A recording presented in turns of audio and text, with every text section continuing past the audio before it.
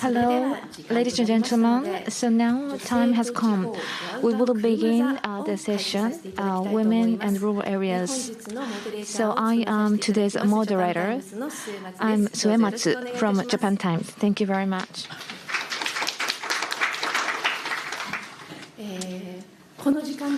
So at the same time, there are other subsessions focusing on the women. So this special session, this is the first initiative. So we are connecting to the 4 satellite venues in Japan. We are focusing on rural areas and different regions. So from Tokyo, we have the simultaneous interpretation channel too. So 1 for Japanese and 2 for English. So from now on, we'd like to introduce the panelists. So we have Sato-san. So from Tokyo, on the screen from Tokyo, the Cliff Sumie Ishiyama from the Cliff Corporation. Thank you very much. And so also Noriko Uchiyama, Executive Director of Japan Female Successor Support Association, and Yumiko Kamata, One Local, and Ms. Omi Asako, State Minister, Internal Affairs and Communication, and from satellite venues. From North, Hokkaido, Rusutsu, the Sato Hisako, Mayor of Rusutsu Village. Thank you very much. And Aomori, Sotohagama, Mayor, Yuiko Yamazaki. Thank you very much. From Fukushima Prefecture, Noriko Hirano, Chief Nursing Director, Jinsenkai Foundation, Vice President, Chief Nursing Director, Kita Fukushima Medical Center. Thank you very much. Thank you. And from Wakayama Prefecture, Toshimi Matsubara, a lawyer. Thank you very much. So you have so many people behind you too. Thank you very much.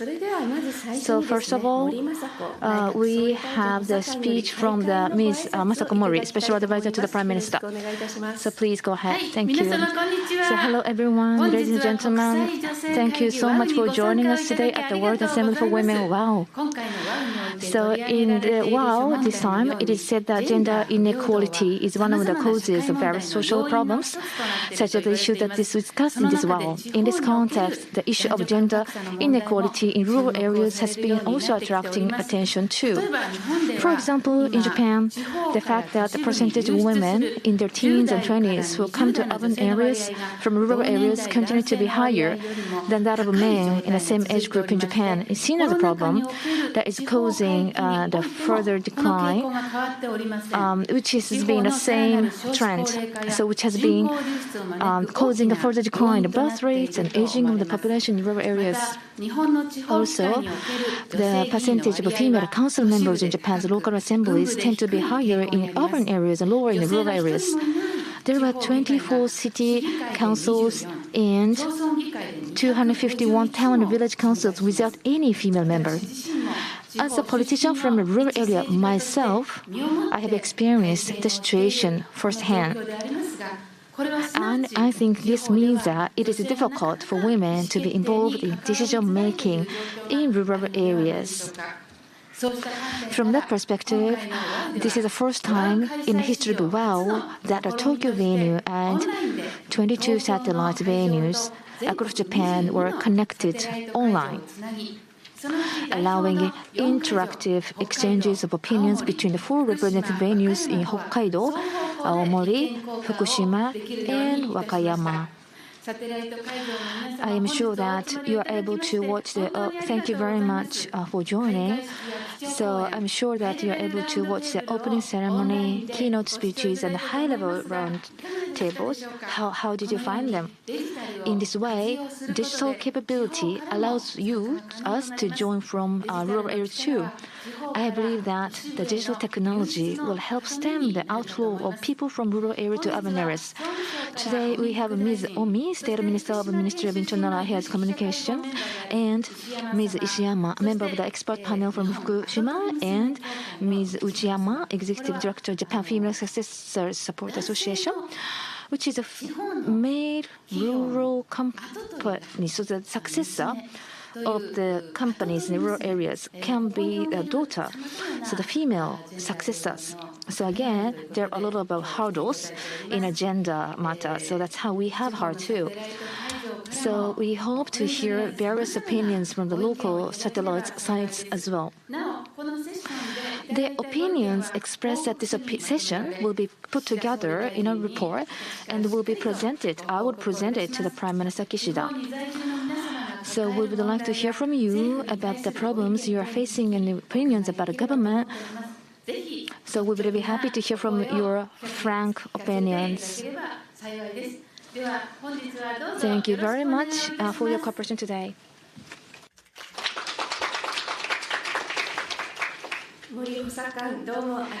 Thank you very much, Ms. Mori. I visited Ms. Mori's office and I saw a poster there. It says a map on participation of women to politics. For each prefecture, it shows the proportion of women participating in politics. If this is more well known, people might be more aware of the status surrounding each people.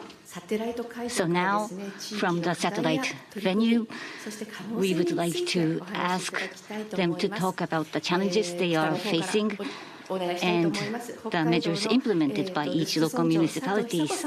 Firstly, from Ms. Hisako Sato, Mayor of Rusutsu Village. Hello, I am Sato, Mayor of Rusutsu Village, Hokkaido. Last year, I assumed the role as the mayor of Rusutsu Village. The population as of November is 1822, a village of agriculture and tourism. Before assuming this position, I acted as the member of the assembly for 2 years, and before that, I worked for 41 years as a member of the office of Rusutsu. During my office, I had worked as the head or manager of planning. In my family, I have a husband and a son. My son is already independent and has his own family. Myself, in retrospect of myself, women, there are changes depending on her age. And myself, I experienced giving birth to my son. There are some specific issues that the women are facing, and not just by myself, but I have seen many people facing those issues.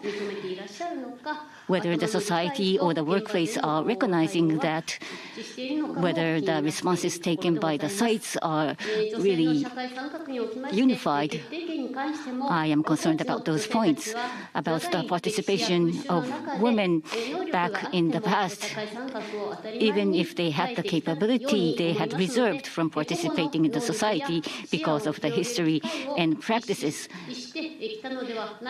But they have been working on searching for the possibility of maximizing, showing their capabilities. Myself, only slightly, but have heard from women that this is the role I am assuming should be very tough, whether it is really okay for you to do or whether women would be able to assume this role. However, since everyone has elected me the member of the Rusutsu village, whether their awareness of gender equality is high or low, I believe it is not low.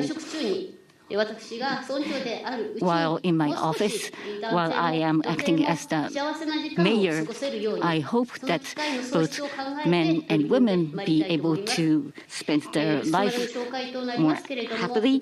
I would like to make efforts for that purpose. Rusutsu village has been prospering as a village for agriculture. There was skiing facility established in the Showa days, and also tourism facilities as well. I might not be that persuasive, but the activation of women will brighten up the family, the community, and will activate the entire region or the society. The female members of Rusutsu village, they are always bright and working very hard. And of course, the men are also working hard. There are various work done by the family in Rusutsu village. In terms of agriculture, without the work contributed by women, there will not be vitality at the workplaces, and we're trying to vitalize even more. However, women, there may not be that many women who are proactively trying to participate. That is not just because of the women's side, but the community or the men. There could be some factors laying there as well. Women should maximize their capability, and for men, would like to ask to create a society where women can show their capabilities. During the elementary schools, men and women have competed on equal footing. This should be the same for the society or the companies as well.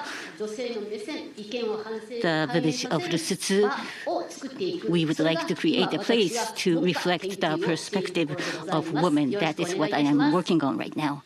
Thank you. Thank you, Sato-san. Talking about Rusutsu village, very famous as a snow resort place, and many people come from all over the world to enjoy skiing. And the mayor being a female in this place, Rusutsu, I think we are being able to appeal to the world as well. Next, from Aomori, Mayor of Sotokohama Town, Ms. Yamazaki, please. Yes, hello, I am Yamazaki. Sotokohama Town in Aomori, you may not know where it is, but in Tsugaru Kaigyo Fuyugeshiki, a song, it talks about Tapi Misaki, and that's where it is. The population is about 6,300, 5,300. It is declining though. A very small town in the regional area. We have very good natural resources. 80%, 30% are naturally nation-owned forests, and we suffered from a great natural disaster lately. But we've been able to recover with support from everyone. Thanks very much for the support. About myself, up until 30 years old, I was born in Tokyo, raised in Tokyo, but from 30 I moved to Aomori City, and from the age of 35 I assumed the role as the mayor of Sotokohama Town. Actually, I am the only female head of the municipality in Aomori.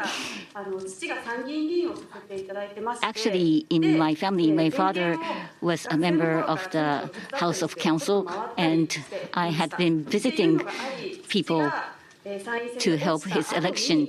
And after my father lost in the election, he talked to me, and although I do not have a family or a relative here, he asked me to challenge becoming a mayor of Sotokohama Town. During the election, I did not feel any disadvantage being a woman, but once I entered the local assembly, I did feel that there are some difficulties because you are a woman. The average age of the member of the assembly is 65, and all are male. In the past, there were female members of the assembly, but for the last couple of years, there has not been any woman member. And also the managers, no women. And when there are no observers who are female in the assembly, I become the only woman there. Whenever I say any opinion, people would think that, oh, you come to the city, or you are young, or you're a woman, so your opinion is different from others. They would also say that we are the majority, not yours. And also there are less members of the ruling party. I do have many targets, objectives, but have not been able to achieve that much yet. However, the members of the town are really supporting me, particularly the older women are strongly supporting me. They would say that when we were young, we were not able to say any opinion in the public. So I do want you to be active. And with that power given, I would say that I should be right, of course, not just on my own, but I would like to make efforts so as to contribute to everyone. I believe that is my mission. And also, one thing, this may not be appropriate to say here, but within the Aomori Prefecture, the women very active in Aomori Prefecture are mainly single, and men would think that she had given up marrying. I am also reaching that age. It seems like unless you give up being a woman, you cannot become a politician. If that's not the case, the younger women would think that they want to become a member of the assembly. But in Aomori Prefecture, we can see that the mayors or the members of the assembly may not be like a woman, but I would like to say that now is not the time to say things like that. So thank you very much. Thank you very much, Ms. Yamazaki. So it was really experience was shared, and also so she said that the people think that you need to give up being a woman to be a politician. But in staying only Tokyo, sometimes we may not be able to fully understand the context. So is there such an issue yet? Still, maybe some of you might have got that impression. So this real experience sharing, so the people working hard in rural areas might have even harder hurdle than those working in Tokyo. We were able to understand that. So next is Fukushima Prefecture, Ms. Hirano, please. Yes, hello. Thank you very much. I'm Noriko Hirano. Thank you. So I like to express the voices from medical field. So in particular, really I would like to express my gratitude.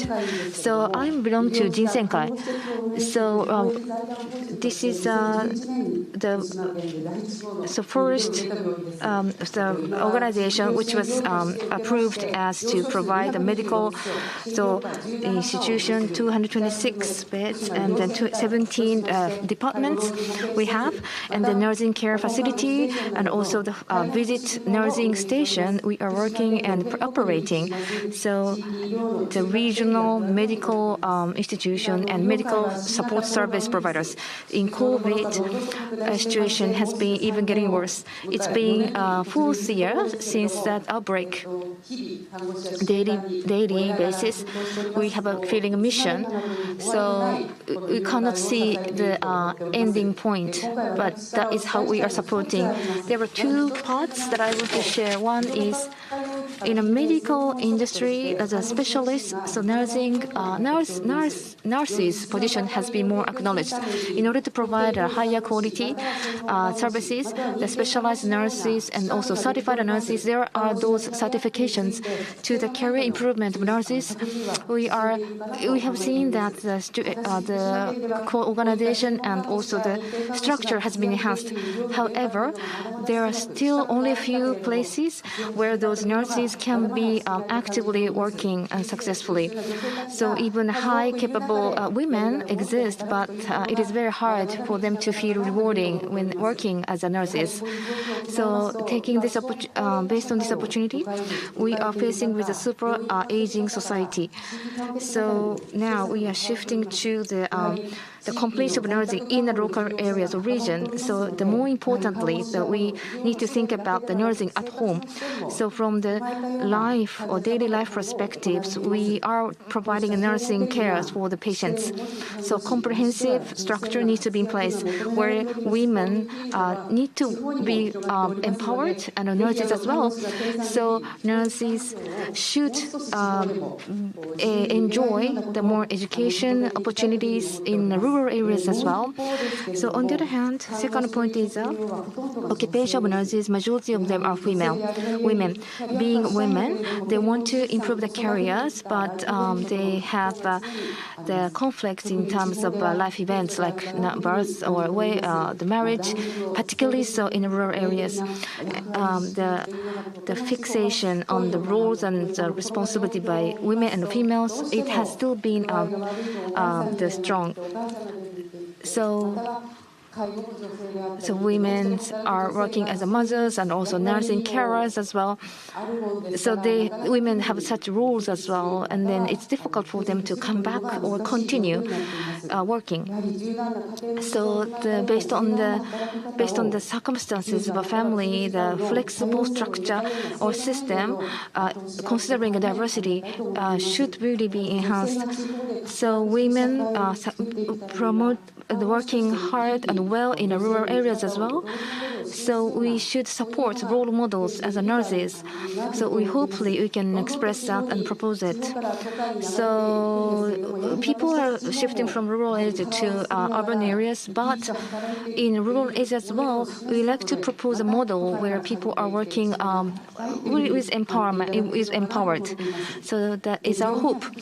In the hospitals and nursing care facilities, so we should educate the management level in terms of women empowerment and gender issues too. Thank you very much. Thank you very much, Ms. Hirano.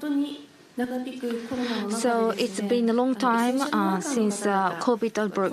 Essential workers, of course, nurses, their support for life events might have not been sufficient, but at the same time, in the prolonging of COVID circumstance.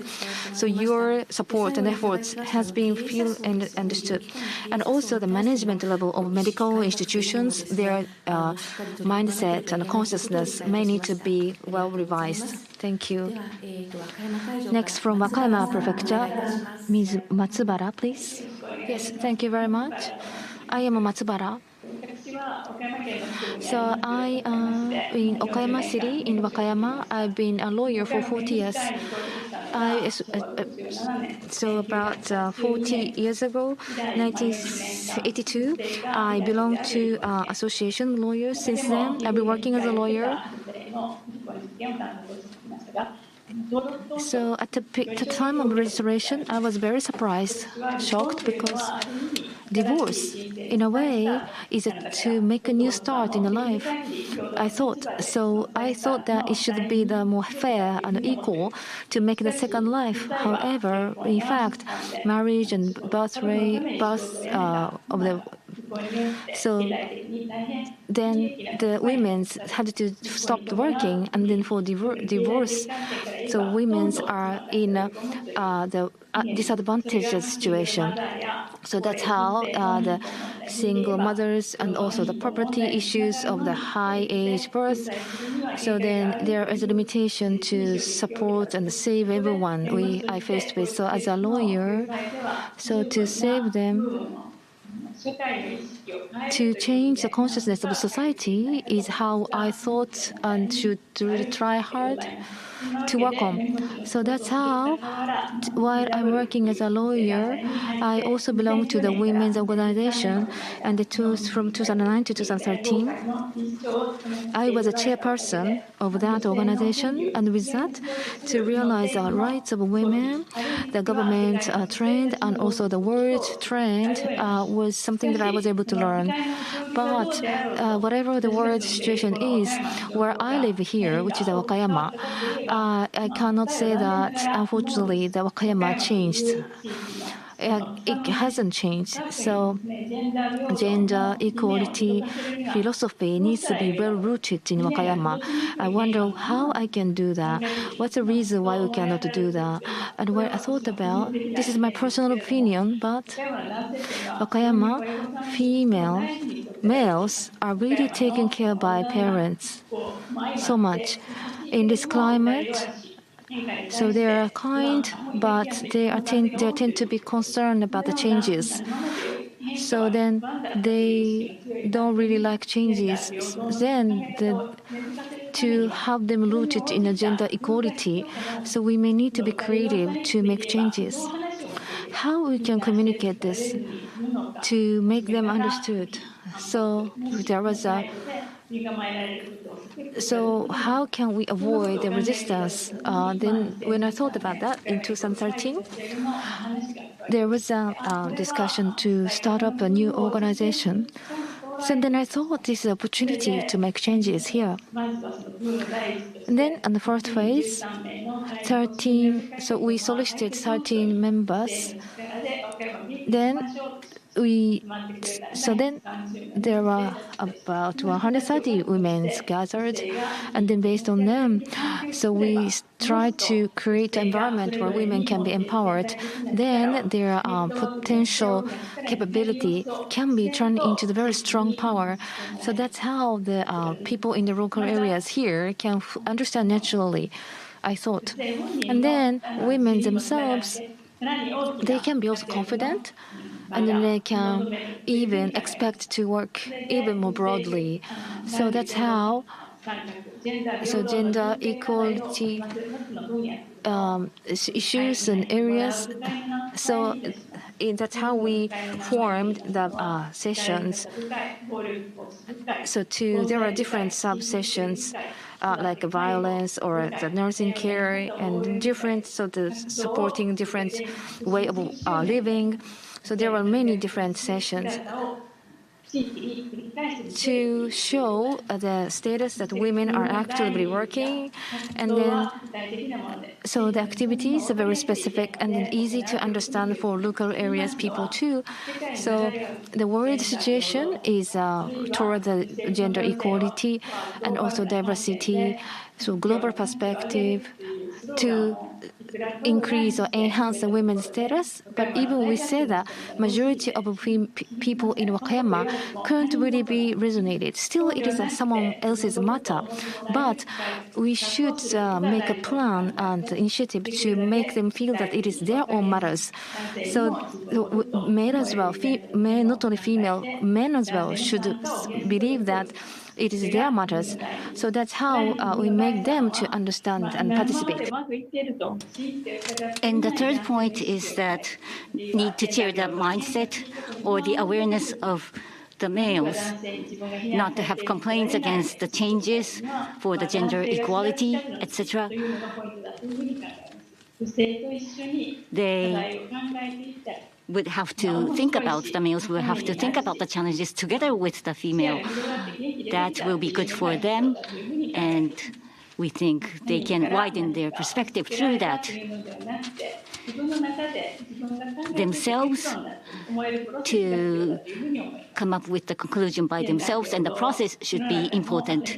Gender equality, I would want to make this as something natural for everyone. That's my objective.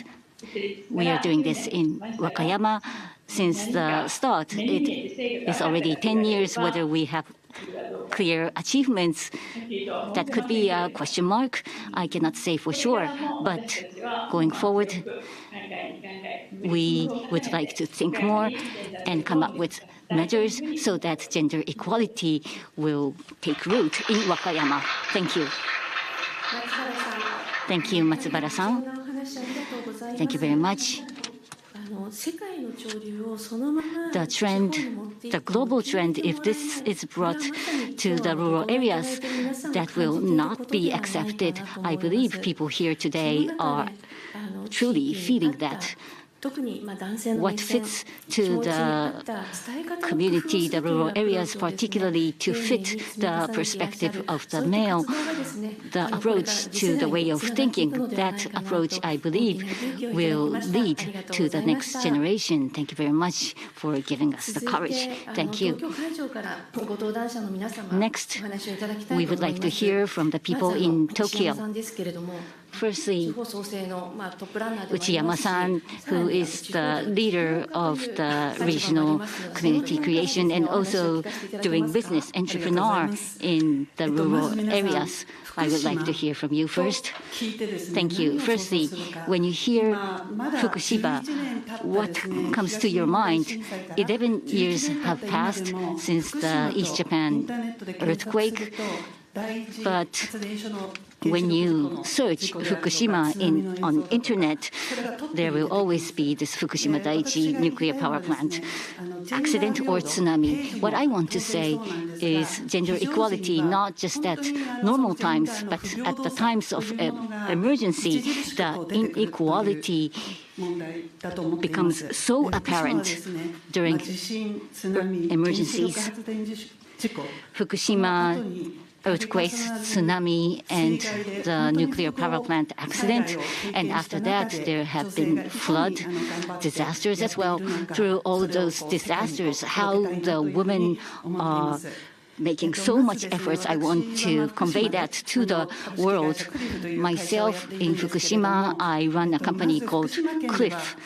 Firstly, in Fukushima, last month, there was actually a very shocking article on the newspaper that was, in the last 10 years, the proportion of women going out from Fukushima was #1 in Japan, which means that it is a prefecture where the woman is most ranked as #1 for women going out from the prefecture. That was the report. And according to the report, there are more women with higher education, but the role of division, the division of role is very strong, and there are not that much opportunities for women to be active. It is true that the managerial positions where there are less women on managerial positions in the public institutions. In Fukushima, there are also awareness staying in among the women as well about the division of role. Hiring in Fukushima office is half now, female and male, and there are more women being active in the positions. However, before the earthquake, because there was some suppression on the hiring, right now there are more male at the higher positions. That means that there are less role models for the younger women. That is a problem. And also among the matured workers, there are very less number of women in the managerial position. There are so much gap between the generation, and it is very difficult to communicate their opinion, which means that the women in managerial positions, they have been making so much efforts in a male-oriented society. They have survived in that society. And there are 2 points there. There are some women who had worked almost like men, as the mayor had mentioned.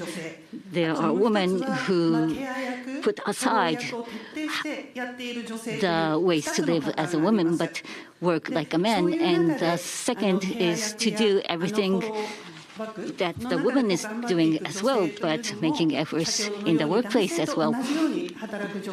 And among them, those people who are working like men will not be a role model for the younger women.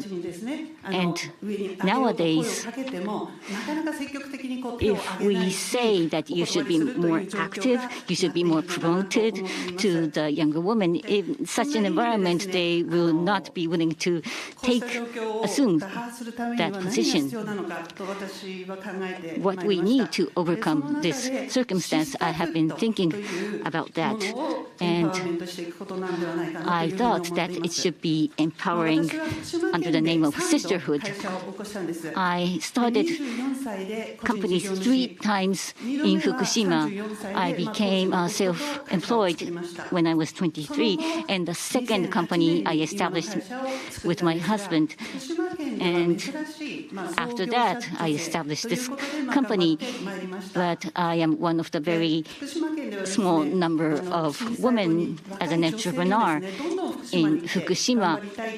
In Fukushima, many women are coming in order to support the recovery.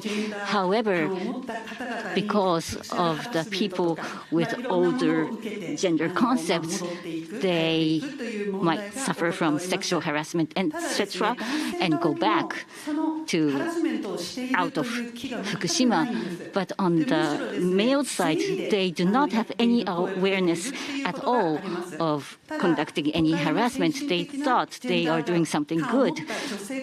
However, from women coming from the cities with more advanced thinking, they would definitely think it as a harassment.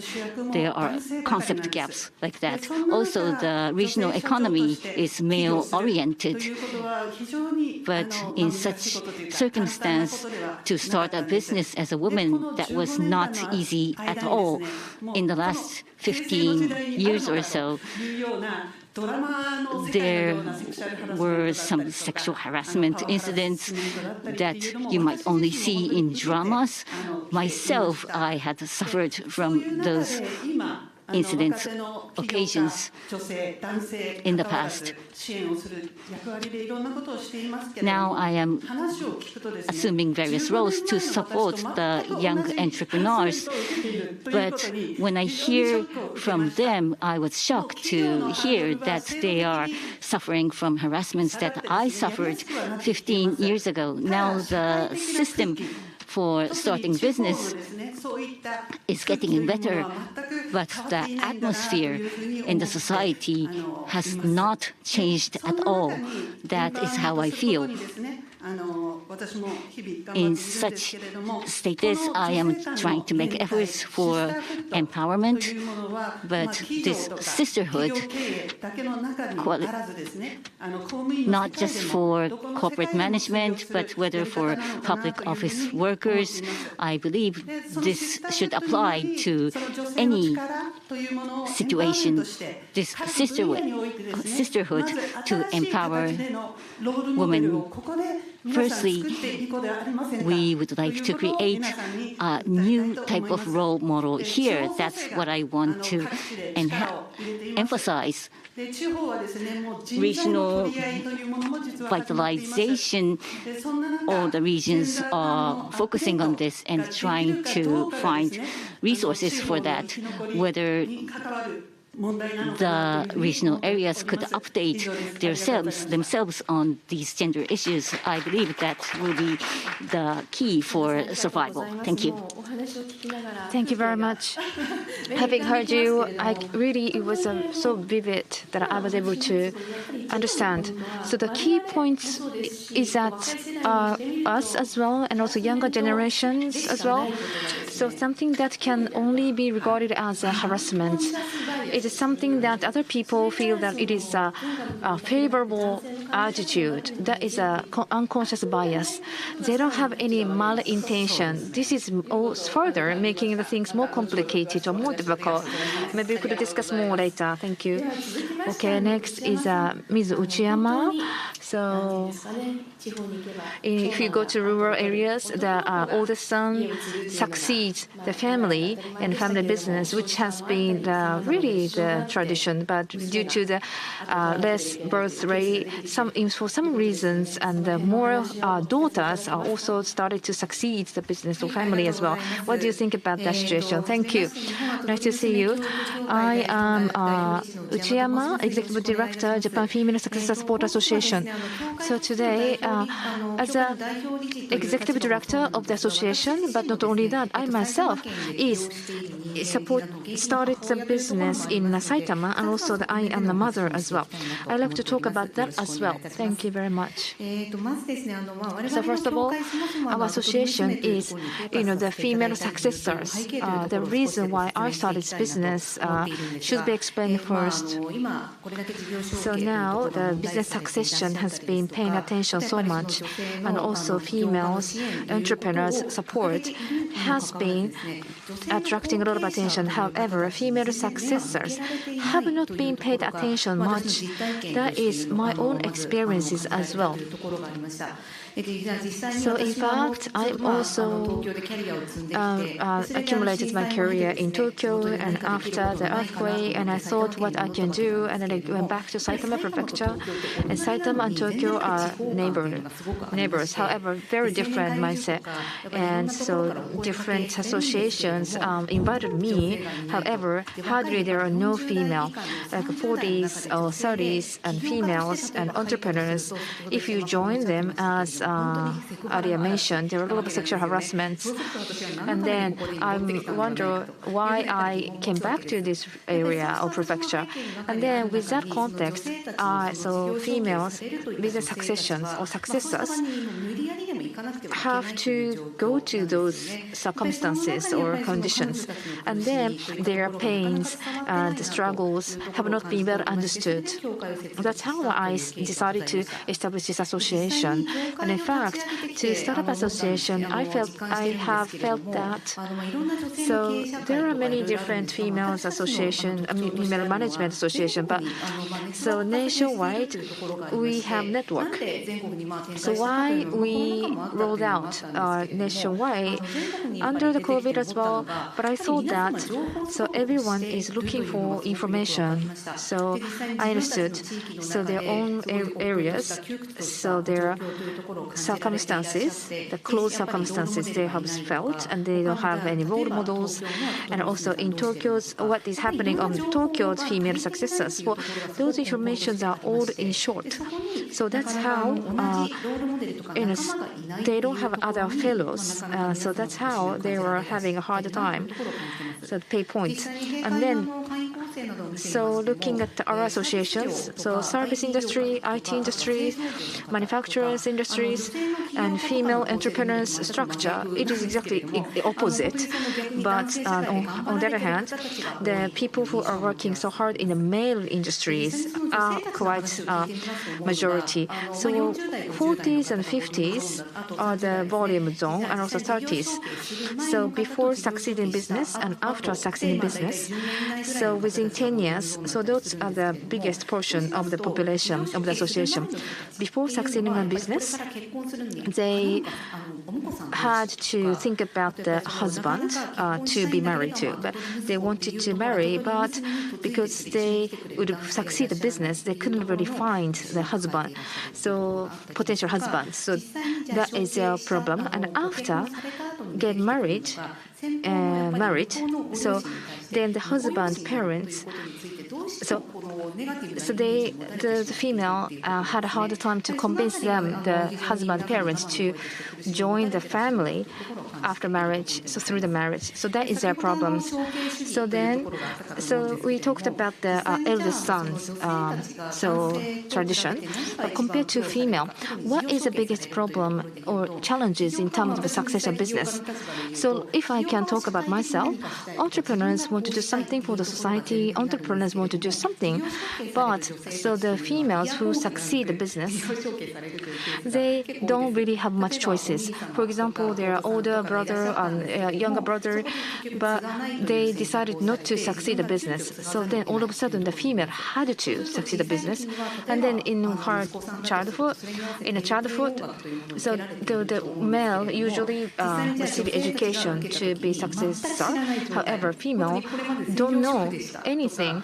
So for example, female thought that, oh, I thought my older brother would succeed the business, so I didn't study at all. All of a sudden though, female have to succeed the business. So there was a gap in a consciousness. So that is what I felt as well. So looking at the numbers, usually they've been successing the males, the first half of 40s, but female successors, average age is 50s. So the reason is because all of a sudden females put in a situation where they have to succeed, and also they have to go through the marriage and also birth as well. Then what is the difficulties after they succeed the business is that, as you know, so they were just a daughter of the family, and the daughter all of a sudden succeeded the business, and then other employees have harder time accepting that. Of course, the lady female is CEO, but it's difficult to accept her. So there is a harder time for the female successor to really be accepted by the company or employees, even though the females have a track record and high capability. But it is quite difficult to be accepted by the internally and external people and agricultural family as well. So usually female are called as like a Mrs. someone, or so someone's the wife, and then raising kids as well. So there is no one who can take care of the kids while the female are working, particularly in the rural areas. Even though there is someone who can support, so in the rural areas there is no the rules of competition. There is no good school, or also there are no good nursing school who can provide the high quality education or care, I heard as well. As a result, the mothers need to be relied on. So the female successors are having a harder time. So I myself have a hope, because in Japan, something in lack or short is long-term, the measures for long-term working and also the sales-oriented. But females tend to go to somewhere opposite. So easiness to work is focused by females. For example, the operating margin ratio, the way of working, so try not to overtime, and also nursing leave and paternity leave also tend to be focused as well. So that's the female's intention. And then transformation to change the way of working. So I heard that female successors reduced the time to work by 30% from the previous the representative. So how to work and how to manage might be improved. So in the proposals, or what I'd like to tell you is that so the top-down system management style, which has been traditional in Japan, but from there, servant management, or so the goddess type of management. So the harmonization with other people can brought in, and also to create a business together with the people surrounding them. So that is more in demand, I think. So not just a male just dominate the business. So the female successor, I would like to learn continuously from them, and also I'd like to expand this trend in Japan. Thank you very much. Thank you very much, Ms. Uchiyama. So it was, I thought, very new perspectives as well. So the business succession, it's difficult for women. I have felt, but in particular, all of a sudden, female are put in the situation where females have to succeed because of a sense of responsibility. They try to work hard. And as a result of that, long work hours or just focusing on sales, just macho type management to goddess type of management. In the Japanese society, this could be some form of an ideal way of management. In Japan, that was the information given. I think it was a very fresh type of way of thinking. Now, Kamata-san, please. Hello, I am Kamata from One Global. Having heard from everyone, I thought many things overlap. I joined JR East, and that was the 4th year when the gender equality for the workplace law were implemented. And after that, establishing the commercial places and stations, and I also worked for Calbee, and I started this company, One Global, 3 years ago. The company, One Global, there are about 8 employees. The full-time workers are 3, and other 6 are working as on a sub basis.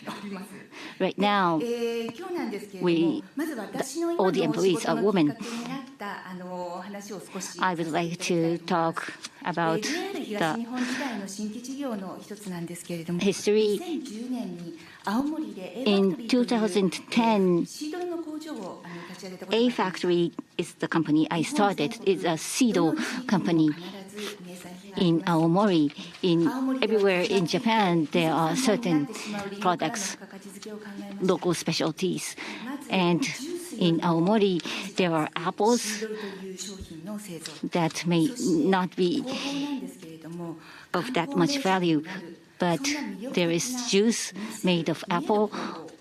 Firstly, about the factory that could also attract the tourists, and also was thinking about a sustainable process without much losses or waste. Seedo has their share of lives.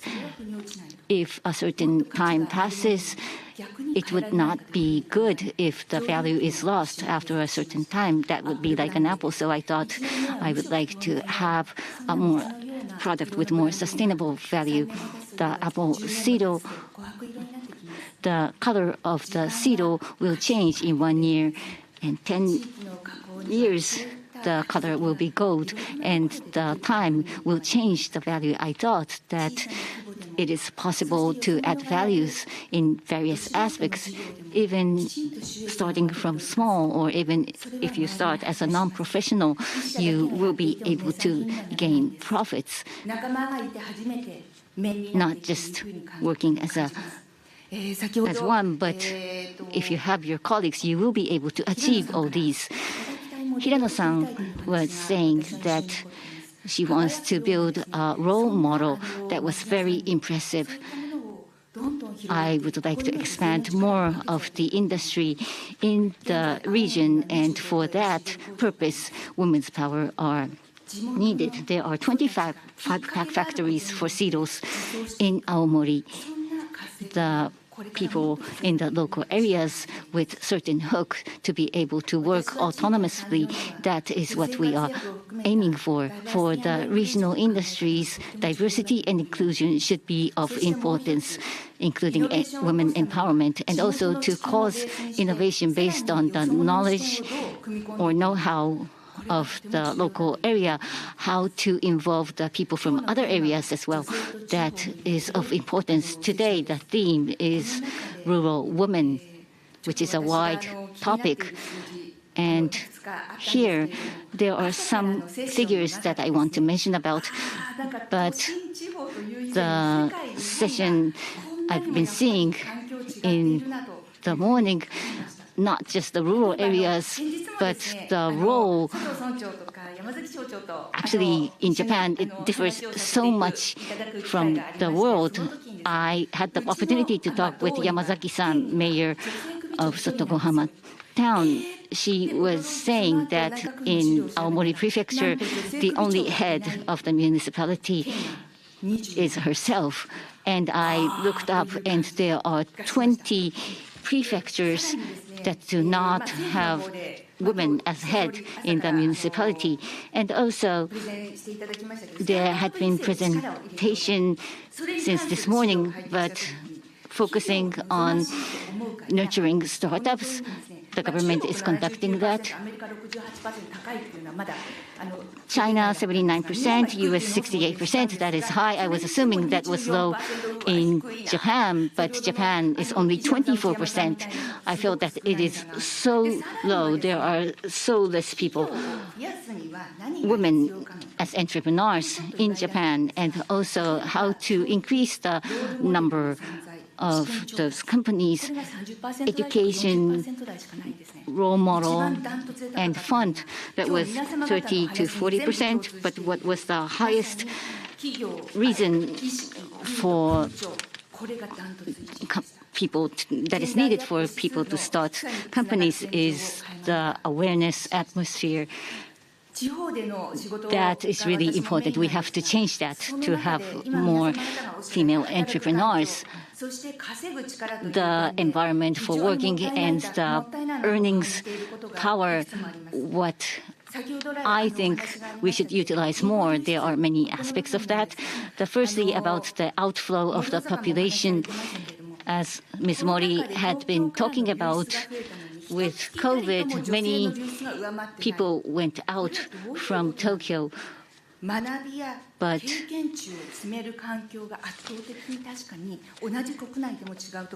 I believe that it is very different, the environment for people to learn more or being educated more. I would think that we are losing so much with the women only working as assistant positions, and also the power to earn more money. As Sato-san was mentioning, the primary industry is everywhere, about 1% of the GDP. But in order to add value or processing the raw materials, women are very good at that. By processing the value, monetary value will go up so much, tens of times. And the sustainable and less risky business, women is very much fit for that. Support to those aspects, I believe that the support of startups by the government, creating unicorn companies, that is also good, but not exiting, but without exiting and sustainable small-scale businesses, I believe that is more needed in the rural areas led by women. There are opportunities, the work style is changing in a more relaxed relationship. The people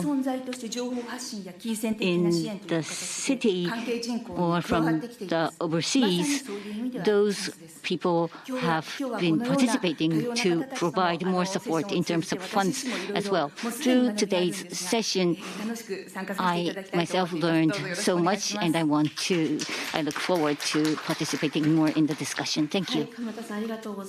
Thank you, Kamada-san. Kamada-san, you've stayed in Tokyo all the time. I come from Ibaraki, and in Tokyo, she had experienced much in larger companies in Tokyo, and now she had conveyed the possibilities of the regional areas, and also the issues of the startup support given by the national government. She is asking that all the issues in the regions should also be focused upon. Thank you. Now, from the 4 satellite venues, there were also candid opinions from Tokyo as well. But here, we'd like to ask Ms. Omi to talk about the efforts or measures taken by the government. Hello, I am Omi Asako, State Minister for Internal Affairs and Communications. Apart from my position, the opinions, talks that I have heard overlaps very much with myself, and myself I am in the generation under the equality law, and 40 years have passed since then, but still the circumstances sometimes have not changed. What we need to do on that through the discussions today, I hope there could be one or two hints for that. So the government initiative regarding that, so in my Minister of Internal Affairs, so I am in charge of the reactivating rural areas. That is one of the biggest objectives of my work. So the government initiatives rather than that, so the officials, public officials of rural areas should be probably shared. So I heard that there are not many women, but in regional officials, the portion of women is increasing. In 2020 is about 40% in prefecture and also 50% in villages and towns. So they should take a more primary roles more and more, and then the women's ratio expected to be increased. On the other hand, managerial ratio, women is increasing. However, still our goal still cannot be achieved yet. So those female who joined should continue by building environment. So even there is a role model.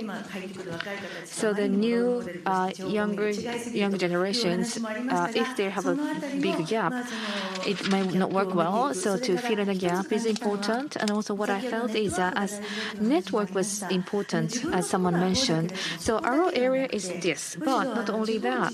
So the local government, there are public officials, their network also need to be built. So it's not that only me who is feeling that way, or so even there is no role model in this area, in other local the areas might have role model. We could maybe have a horizontal networking as well. So that is the tips that I gained as well from the discussions and also from keynote speech today. So people said that, everyone said that women should more participate in the politics. So, but gender index, Japan is very low because of the politics and also economy. But my parliament members and also the 9.9% of female, 25% in a house, upper house, and 25% in a lower house. And then in the global parliamentarian, 1/4 only. 1/4 only. So that, but even so, Japan is much lower than that. So local government as well. So the prefecture females is 11.8%, and ward and city 15.4%. And further, as I mentioned, someone mentioned, female parliamentary. There are actually city level, 24 cities, 3% has no women. But wards have, all wards have women, 23 wards in Tokyo, and the villages and town 251, 27.1% of villages, towns do not have any female parliamentary members. And next year there are a lot of votings, elections in different areas. I hope that one or two female candidates should raise their hands, and also I don't know how many women that participate in this WAW online session, but I hope that those female are more encouraged. The reason why they cannot raise hands is because that harassment, sexual harassment could be the issues. But those people who can be encouraged enough to raise hands, so we hope we should create an environment where they can continue working after they bravely raise hands. And also, what I heard, and also based on my experiences, what I feel is that anywhere in the world, leaders should be conscious and should be aware to make changes. In the local government as well, the head of the regions or rural areas should have the mindset. So I like to talk about that as well. So in governor, there are two female, Tokyo Yamanaka, and also Yamagata, and also Sendai City, only the mayor, female mayor. And And also, out of 1,072, 39, the local government females are the head of the administration. So those local governance ratio should be transparent. It's actually transparent in a PDF as well available. So if you click on your own area, you can find out on a real-time basis. There is a website available, so I hope you can use it as well. So that if the top person's mindset is changed, it is a different matter whether the top person is a female or not. But so female top management is so low as a ratio. And then how men top management should understand that fact and the importance of a female top position. Earlier, so Singaporean person that said that they are good, that there are many women, but men should be brought in. So in the world, parity is a matter of course. 50-50 is a matter of course, natural. But why not in Japan? And then why there is so much gap between Tokyo and metropolitan city and rural areas? We should keep working hard to increase the people who understand. In Wakayama, there was an equal meeting as well, but how come men can understand better the situation? So not just pushing them, but we should let them have them involved without even them noticing it. Not pushing, because if we push them, they will resist. So we should naturally educate them, like, oh, this environment is good, or as the keynote speaker said that having a women should be effective in economical perspective as well. Gender equality is not only for women, but for the entire the society. That mindset should be spread or disseminated among more men. So that is what I feel. So then in order to do that, what should we do? So first tip, maybe one of the tips is what I can tell you. So the outflow of women in the rural areas was mentioned in our ministry. So we have the local areas activation, the corporate squad, so to reactivate the regions or areas. So the past, so the female ratio is 40% of the squad, and 20 in the 30s is 74%. So 3 out of 4 are young females.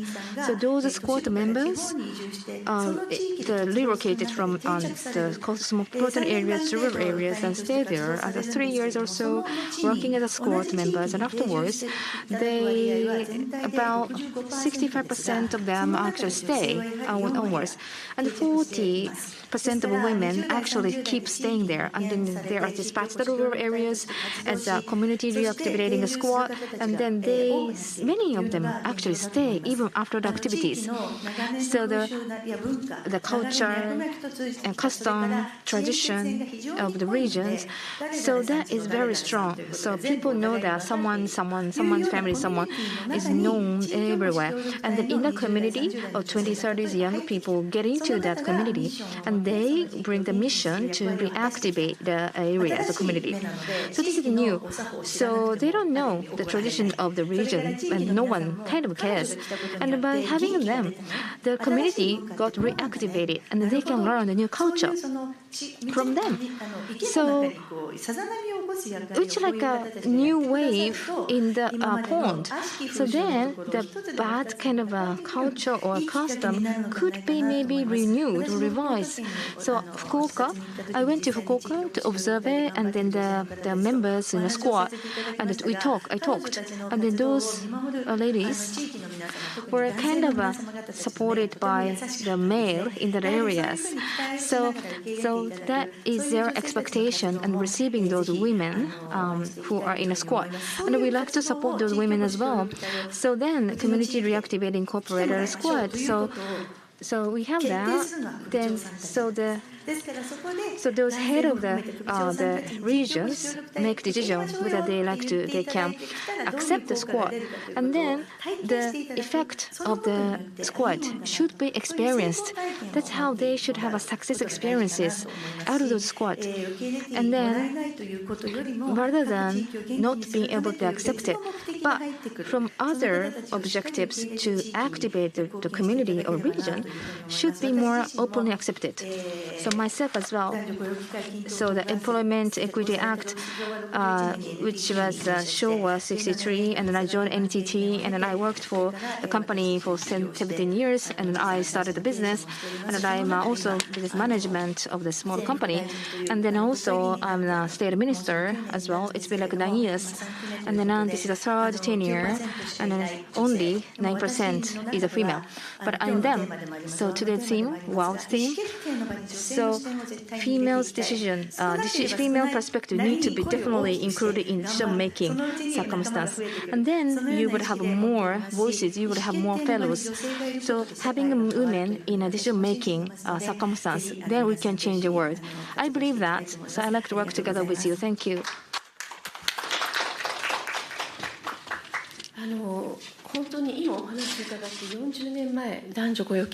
Having heard what you said, 40 years ago at the time of Equal Employment Opportunity Law, you were working for a company, working for NTT, but now, even if the women members are very small, you are now working in the Diet. I believe this has given courage to everyone.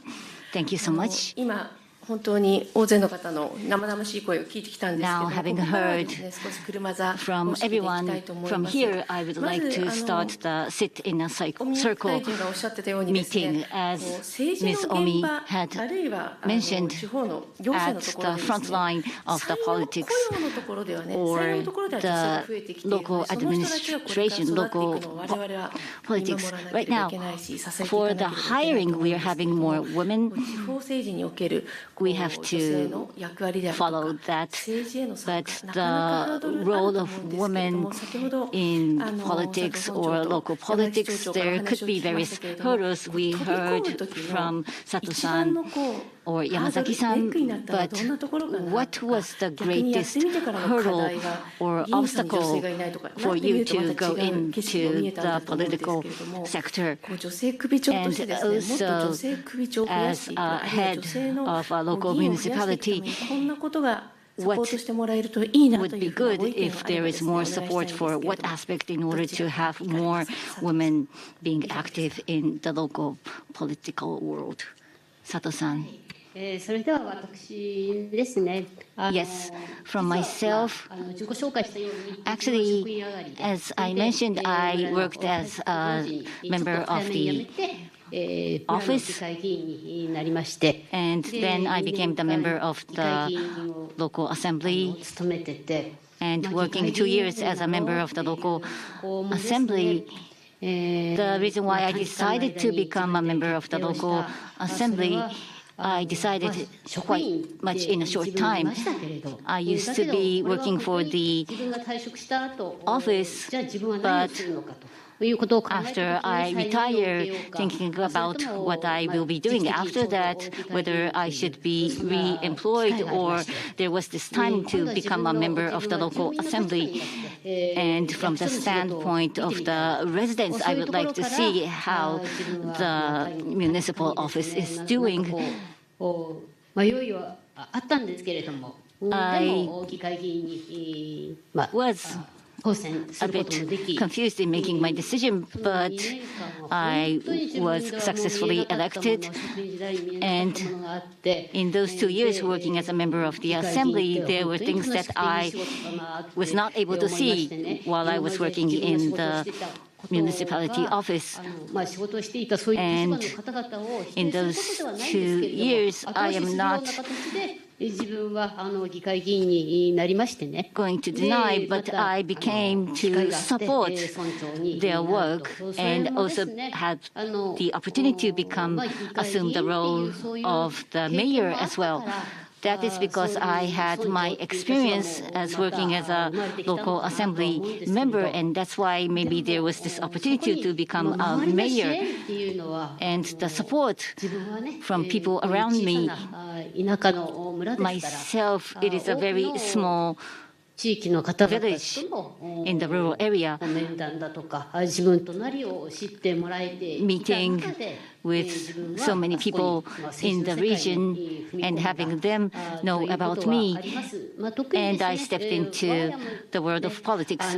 And in my family, my older brother was a member of the local assembly. My father was also a member of the local assembly. Might be a bit close to Yamazaki-san, but some of the fixed way of thinking in the regional areas, if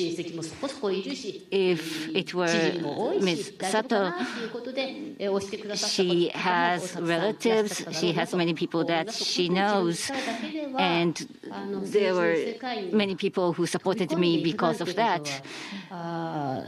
It is not possible for a person only to move into politics. You do need the support from around you. It's not just pushing yourself, but particularly to first go into politics, you really need support from people around you.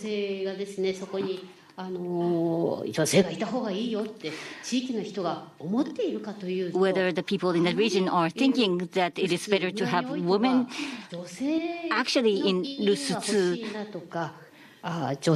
want member of the local assembly to be women, or if the mayor, it might be better to have a mayor, woman mayor. I do not think so many people are thinking like that, but still I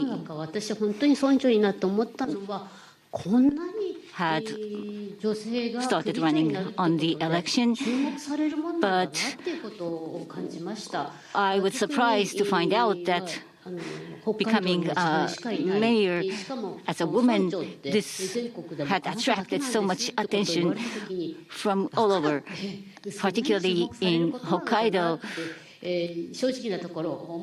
I was quite surprised to attract so much attention, but she's saying like that because she's a woman, or she's taking action like that because she's a woman. I hope that I would like to pave the way so that this will not be any obstructive for the women coming after me. Sorry, I may not be responding well enough to your question, but that's all from me. Thank you. I believe what she was saying was really true. To become the head of a certain region, you need connection in the region or with the family. But coming up with certain achievements that will lead to pave the way for the next generation. That's how I felt. Yamazaki-san, please. Yes. As to become a mayor, the first thing that I was required is to not have any connection. I was raised in Tokyo. I did not have any connection with the region. I do not have any family there. And my parent, being a member of the Diet, if there were any harassment to me, that should not be possible. I thought that's one of the reasons why I was selected to run for this. And also, being a woman, my friends are now raising children, so from the member of the assembly, I am not being said clearly, but what I hear afterwards is that people would say that I have not raised any children. I may not be convincing to others, but if you are saying things like that, I would feel that whether you have already also raised children, you might have left it all to your wife. That's what I would say. I have a brother as well, but the people who were involved in the election activities, they would say that I will be fit more to work as a politician rather than my brother. I am now in the fourth generation. For those people who want to increase the number of women as politicians, I am aggressively talking to those people. Next year, we're having the local elections. I'm trying to find more candidates.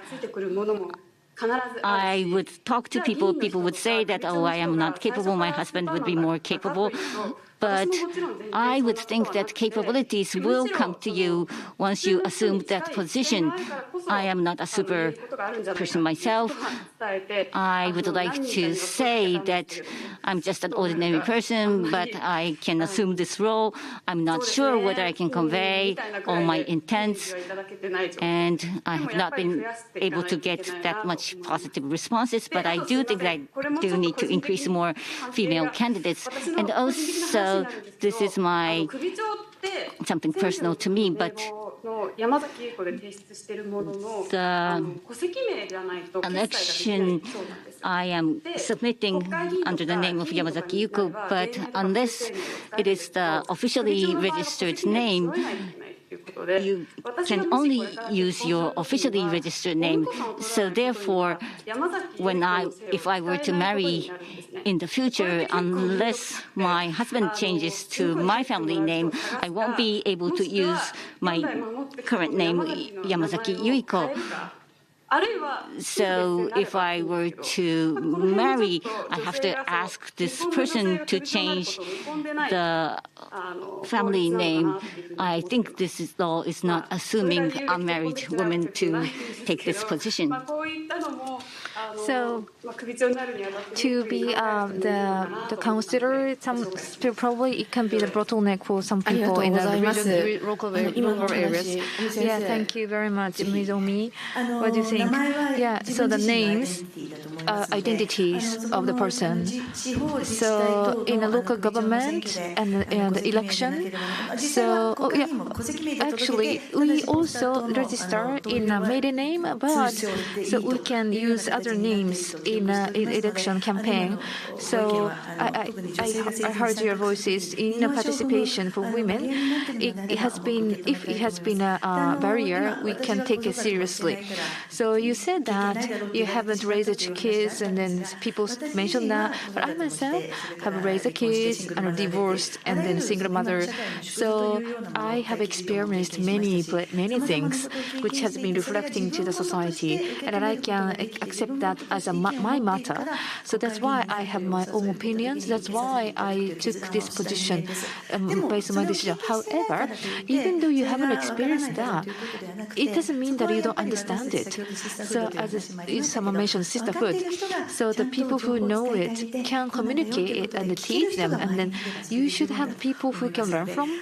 So then I hope you can, move forward. Thank you very much for encouraging comments. And next is that Hirano-san, Matsubara-san, I'd like to also ask you, like today, like now, so to discuss with Tokyo, interacting with Tokyo, I think there are many different ways of supporting or getting support. So these kind of opportunities, how do you accept this? How do you feel this? Or do you have any other desires in terms of form of such interactions or communication? So Hirano-san, please. Yes. So in the COVID era, so Zoom meetings have been increasing so much. And then with that, so in education field as well, it has been more enriched. So like this, if we can have more opportunity to exchange opinions and receive information, that would be so appreciated. So in the rural areas, we can also talk about rural areas and we can hear from you from Tokyo. I appreciate if you have more opportunities like this. Thank you. Okay, how about you, Matsubara-san? Thank you. So every year we hold a big event. In that, so we hear from the cabinet office, and person in charge is invited to explain. But the way to make explanation is usually based on the statistics and showing the numbers, and then explanation is given only. And about that is, of course, that might make sense as a work. However, coming to the rural areas and they talk about gender equality, we want to have it rooted, but I cannot feel that intention. I'm not criticizing the actual person who came. I really appreciate that someone came, the person in charge came here to explain. But how to communicate? So how to communicate to the rural areas to disseminate them? So I hope that you could better think about that. Thank you for the very valuable input. There are many facts to share, but how to communicate it, how make it executable is for us. We have to think about that, and also people who want to get engaged in the rural areas or to promote the gender equality. We need to really think about that, how to really disseminate that information. So we have only 5 minutes left. So in Tokyo venue, other members in Tokyo venue, I'd like to hear from each one of you to conclude today's discussion. First, Ishiyama-san, please. Yes. So from myself, I have 2 points. So this conclusion, so gender, we should probably promote gender equality or eliminate the harassment. Of course, you will agree totally, but in order to do that, what to do? What makes it more real? So we should think about it as my own matters, our own matters. And then we'd like to increase on people who can actually take an action. And other than that, in increasing those sisterhood. So it used to be regarded as a collaboration between male and female, but it's more like a unification. So among female and females work together, united, and then thus people should increase. And I like to work harder for that, and also I hope you as well. Thank you so much.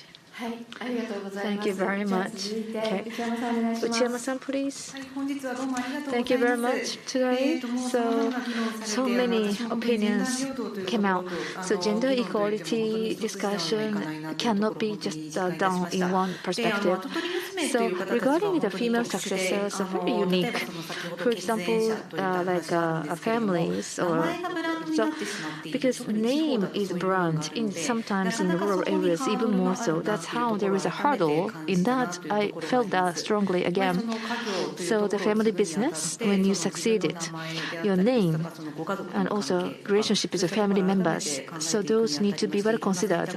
And I hope that there are more options and selections. And so like different family names by husband and wife. I appreciate if the government can also think about that. As Ishiyama-san mentioned, that unification. And so the business succession as well. Actually, there is only limited room for female to get into this business succession areas. So the government is working hard as well, and also that's how we have today's opportunity as well. But in a policy, how female can be successfully, empowered, and also gender bias, whether it can be eliminated. There is still lots to do. So that information also will be appreciated, and then exchange of information will be appreciated. Thank you. Thank you very much. Okay, Kamata-san, please. Yes, thank you very much. So thank you so much for today's session.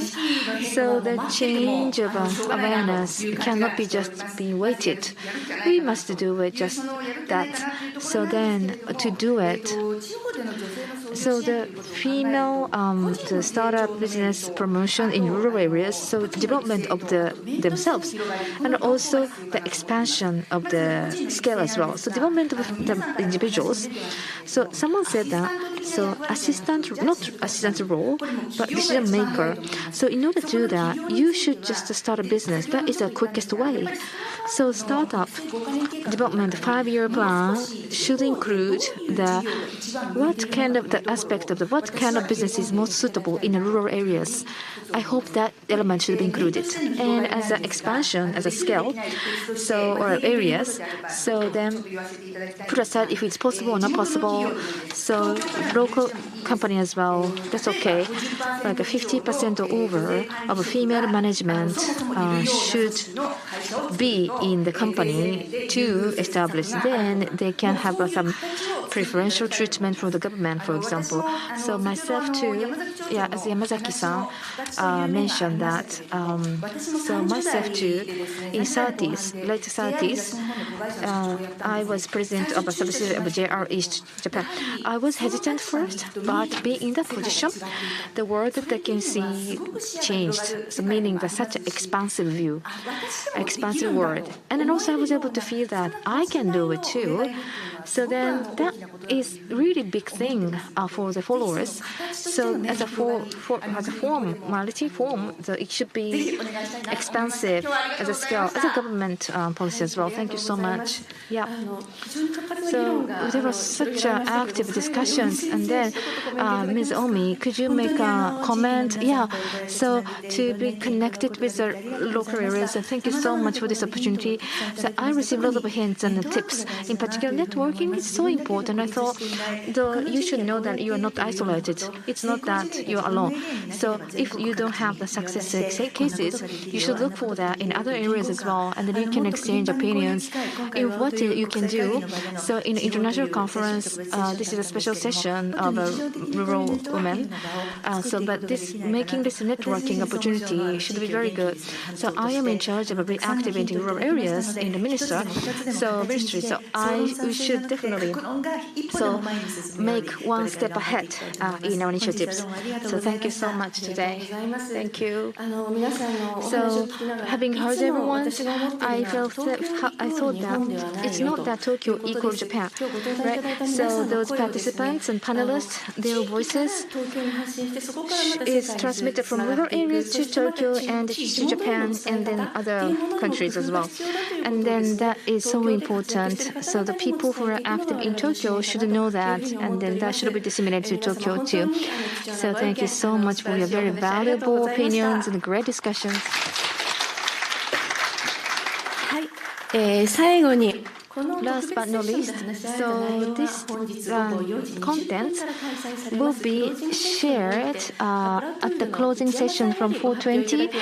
Uchiyama-san will report that, announce it, who is the rapporteur.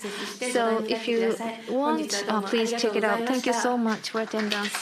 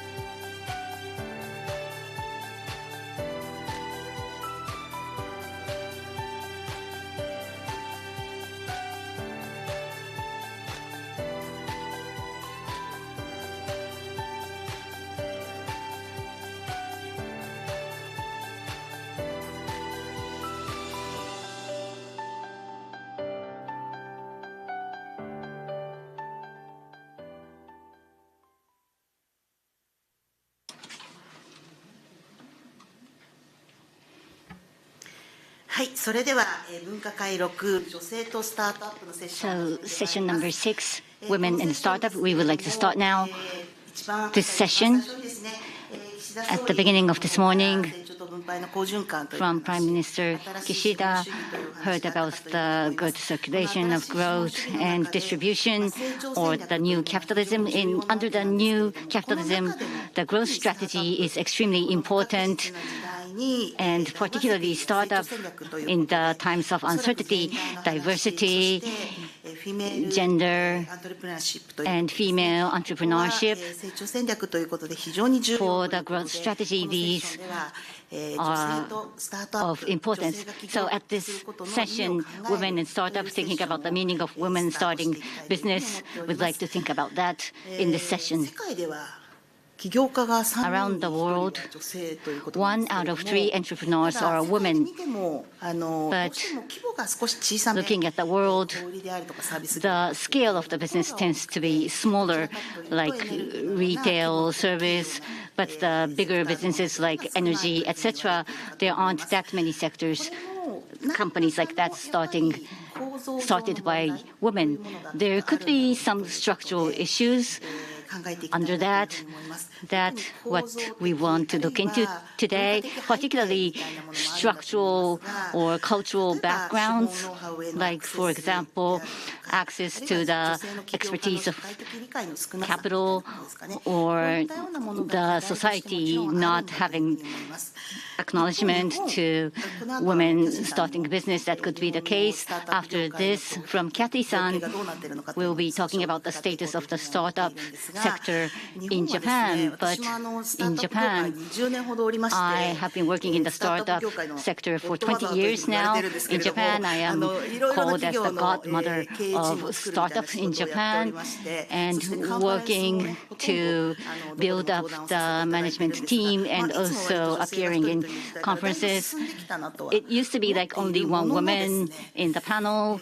Now that's not the case. So we are seeing some development.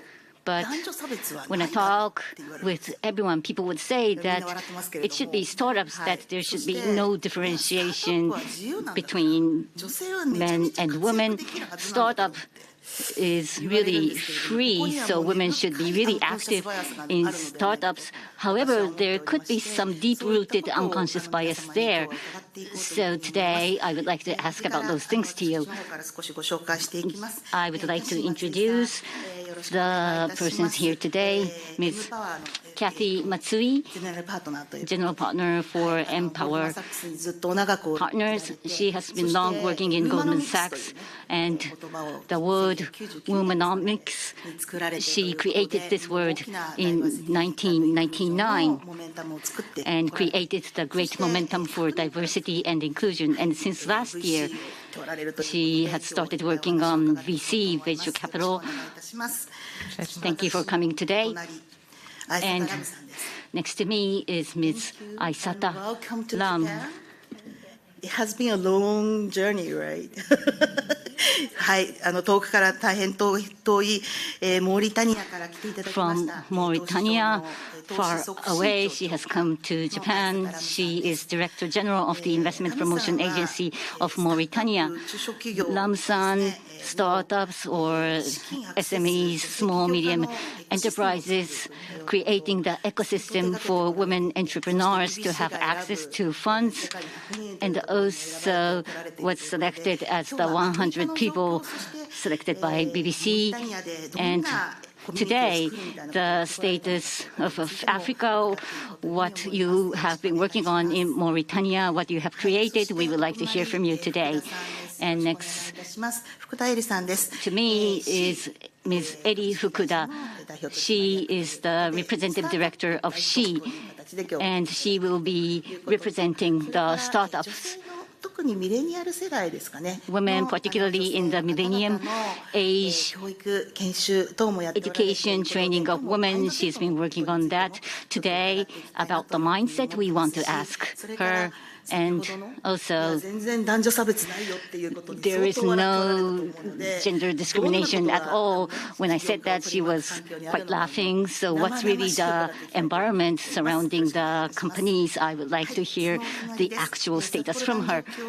And next to her is from Sapporo Gender Equality Center, Ms. Atsuko Sugawara.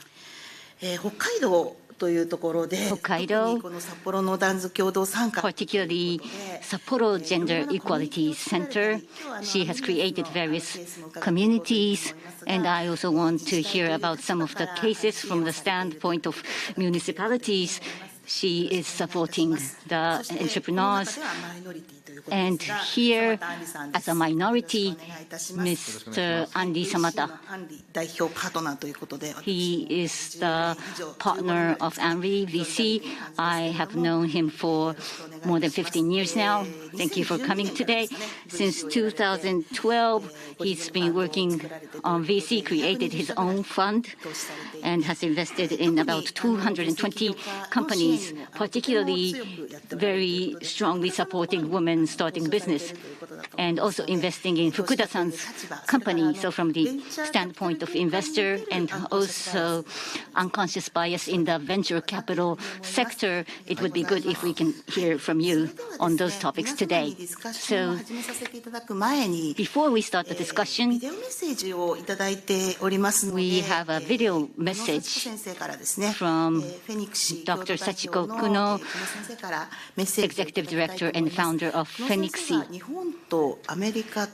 Dr. Kuno is launching the drugs in both in Japan and the US, and she was selected as the 100 women moving the world by Forbes. She is one of the greatest entrepreneurs on a global basis. She is from DC.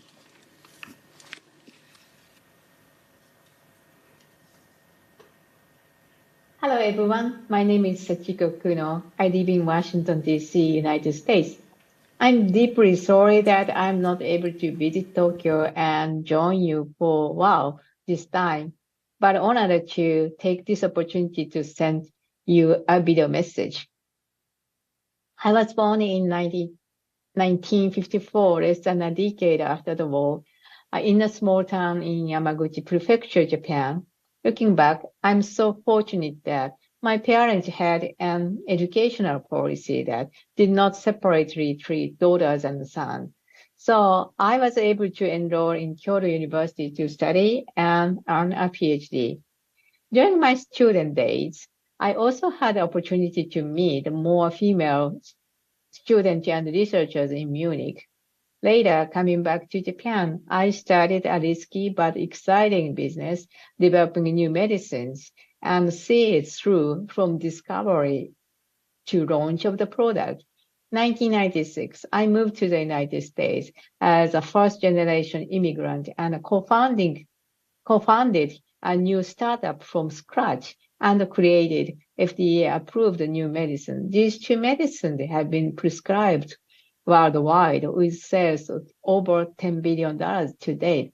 As you see, I have been truly fortunate in my entrepreneurial life. But of course, there have been many hardships along the way that have kept me awake at night, such as fundraising and other dead ends. I think that the path to success is not necessarily achieved through individuals' talent and effort, but is more based on the social system or structure itself. That is why many people believe in the importance of DEI and strive to achieve such a society, having diversity, equity, and inclusion. This is why I strongly hope that many women and minorities around the world will have a fair chance to create not only economic impact, but also social and environmental impact, and to achieve human dignity and well-being through self-actualization as individuals. Finally, What does a new form of capitalism look like for us? From hyper-global capitalism to philanthropic capitalism, from information revolution to value revolution, from a centralized mega economy to a decentralized regional circular economy. I believe that this will be a major transformation from old form to new form. To this end, I believe that high potential of human assets with diverse values and worldviews, that is, women and minorities who had not been at the center of the decision-making, would open unpredictable future of the 21st century. I hope that your discussions and encounters at WAW will provide a great vision and spread throughout the world. I look forward to seeing you again at some point. Thank you so much. ありがとうございます。Thank you. 力強いメッセージをいただき、 Very powerful マイノリ message. ティの人たちのポテンシャル能力、 The potential capability of the minorities, how it can be utilized. それではここ She から was ディス talking カ about ッシ that. ョンと Thank いう you ことで、 so much. So from here, we would like to start the なぜ discussion. 女性起業家は Firstly, 急速に増えないのか、 why 課題はどこにあるのか、 women entrepreneurs, the number of them do not increase significantly. What are the challenges? Would like to hear from everyone 2 minutes each. Any structural or cultural backgrounds. Firstly, asking Ms. Matsui, Kathy-san, もしかしたら言っていただいた方がいいかもしれない。 maybe you can talk about Japan or the US, the current status, the proportion of women among the entrepreneurs, and how, what is it about? Can you please talk about that? Yes, thank you. As you might be aware, overseas and in Japan, the proportion of women among the entrepreneurs in all countries, with no exception, lower than male entrepreneurs. Like, for example, when comparing with many countries, the numbers that I worked on, like for example in the US, if women is 100 among the 100, only 11% of that women starts business. Canada 15%, UK 6%, single digit. In Japan there are various numbers, but probably close to 6% or so. And the reason for that, I think we can discuss more later on, but there are various reasons, complex reasons. Firstly, to the courage to work as an entrepreneur and the understanding by the society or the families against if it were to fail, I believe that is problematic. But in particular, the DNA or culture of the Japanese people, they do not have that much spirit to become an entrepreneur. People often say that, but I don't think that is true at all, apart from the US. Like, for example, when comparing to countries that have similar society culture, like in Europe, France could be a good example. Originally, France, the journey or the route to raise children perfectly is to have the child in school for elites, graduate and become a bureaucrat in the French government, like Ministry of Finance, and at the cocktail party, when the parents introduce about the children, they will be so proud of that. But President Macron and everyone, as a result of their efforts, In France, right now, there is now a good ecosystem for entrepreneurship. That is not because the culture changed all of a sudden, but had worked on various measures, and the view by the society on failures that has switched. So I think there are similarities between France and Japan. So it may not be very short term in the future, but I think it is possible to change. Japan is just before that, I think, but I have a lot of expectation on Japan too. Thank you very much. So from that perspective, so you issued a paper as well, and Kashi, for your perspectives, still that so entrepreneurs themselves, their mindset, as well as the other environments, people around them also should be probably mentioned, if you could. Yes. Of course. In any entrepreneur needs to need the financing to start a business from scratch. In English, check writer, venture capitalist, bankers who finance them. So financing supporters should have the perspectives of diversity. Otherwise, if the female cannot really ask for money, who are so different from themselves, so then the venture capital industry, in that industry as well, female capitalist is so limited. Anri-san, together with Anri-san, Japan Venture Capital in industries, DII initiatives, diversity and inclusion initiatives. So we started this year. Then, so entire industry, the current situation, in order to understand that, we conducted investigation. As a result of that, in the current Japanese venture capital industry, the female capitalists, so who are decision makers, that ratio is 16%. Actually, US it was 14%. So it's not so low in Japan. However, so it depends how you look at that. But our recognition is that there's still a long way to go.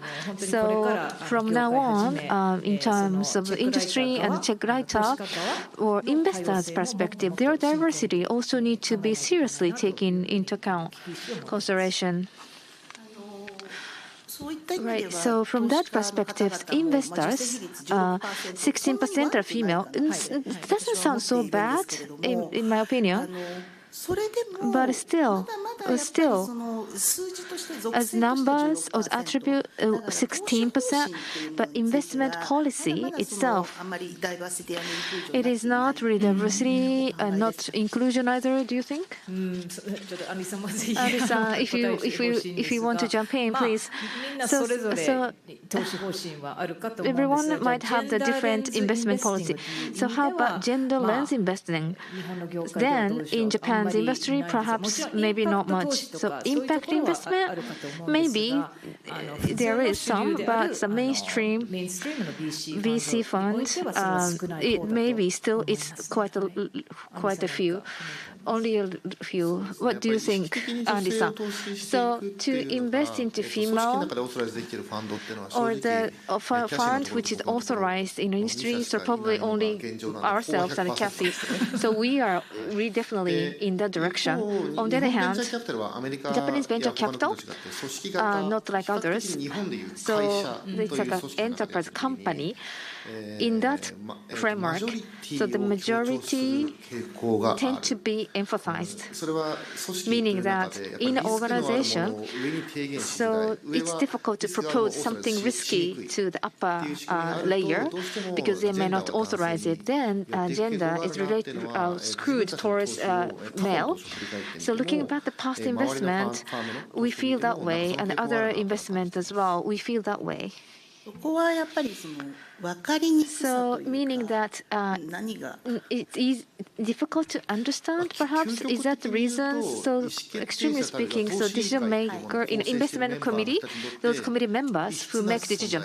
So that kind of female enterprise is not out of their comfort zone because they can't really understand. Because they are out of the comfort zone, they don't have any malintention, but they just say that, oh, those females don't have any intention to get married. They don't have any bad intention at all behind their questions. Unfortunately, that is a fact in Japan. Thank you. So, Tam-san, I'd like to ask you for your opinions. Well, in Africa, female entrepreneurs invest into them. So, in that circumstance, so now, what's the current situation? So, the ratio of female entrepreneurs and also how they have been changing as a trend. Could you also explain that as well?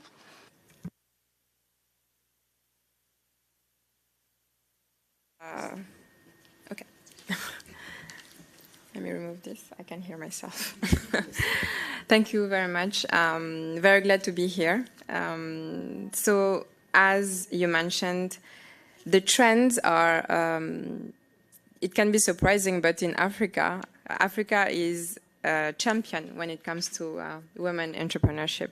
The numbers are higher. We are close to 30%. So when I was hearing your numbers, but then it doesn't mean necessarily that we're doing better. So higher numbers because usually in our societies, it's the women who bear the burden of the household. So the majority of those women entrepreneurs are in the informal sector.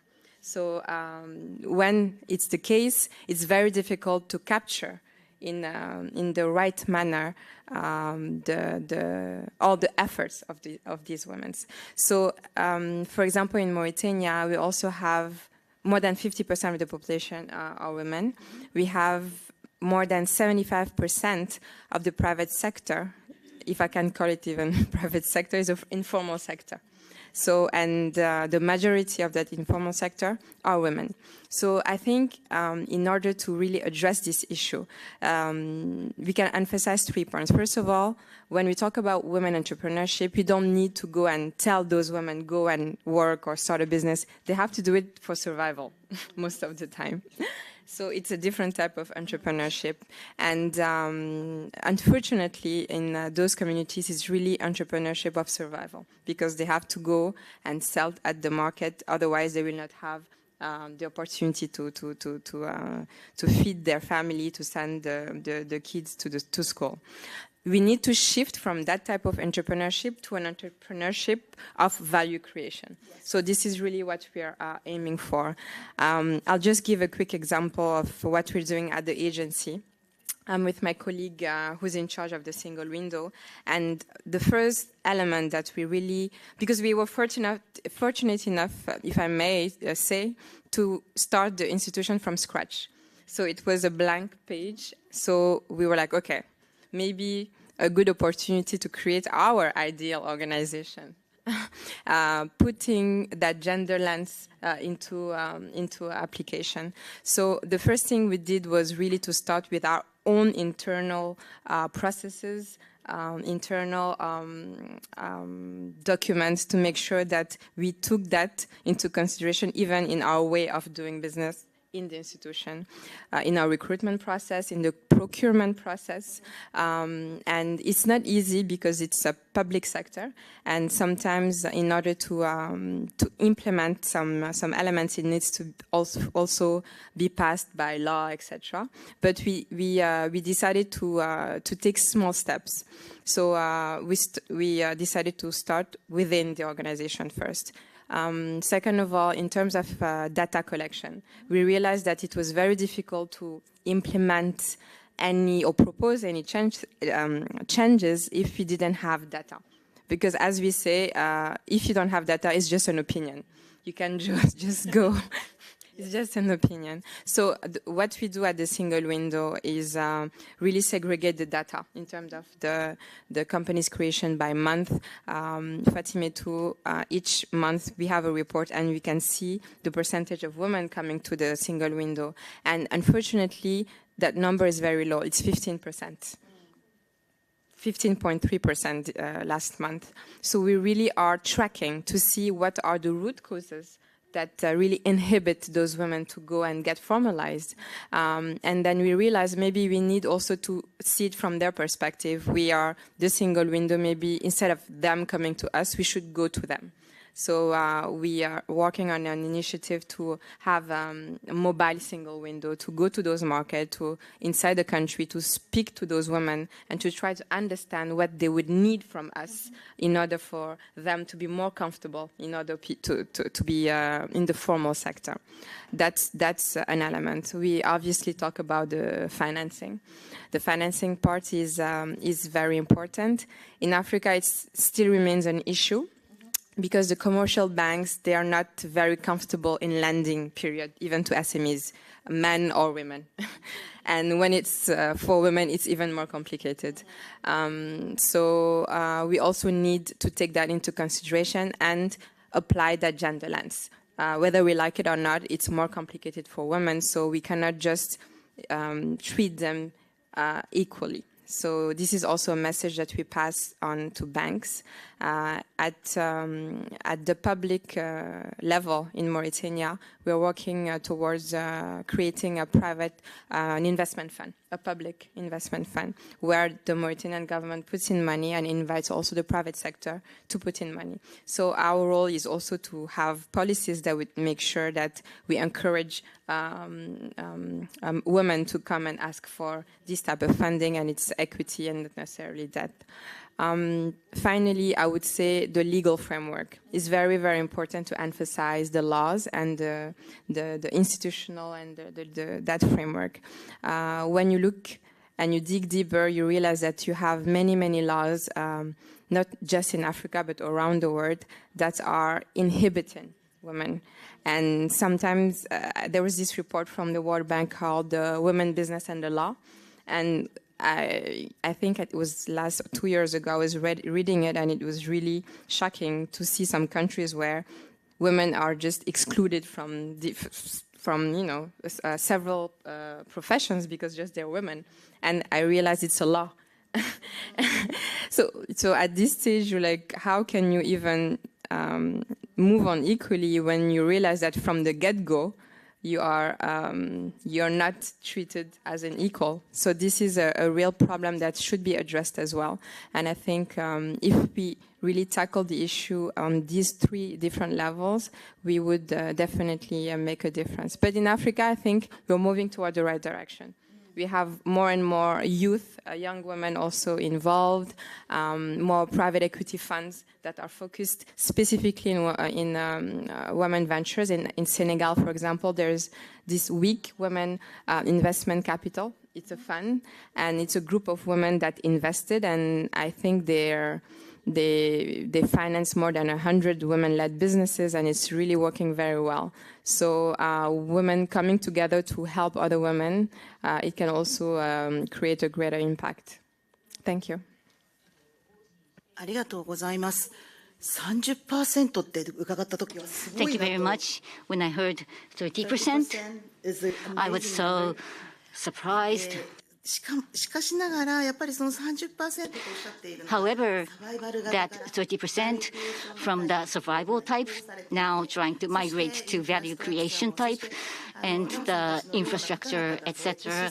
People like you, Lam-san, working on ecosystem or trying to connect with the investors. You're trying to create a structure systematically. You're working on that. And the younger investors or the younger entrepreneurs are coming. So many of them coming in. It's becoming a movement that was really informative. Thank you so much. Impressive. Thank you so much. Now I would like to ask Fukuda-san. You have started a business. And how is it actually? What are the challenges, issues? ありがとうございます。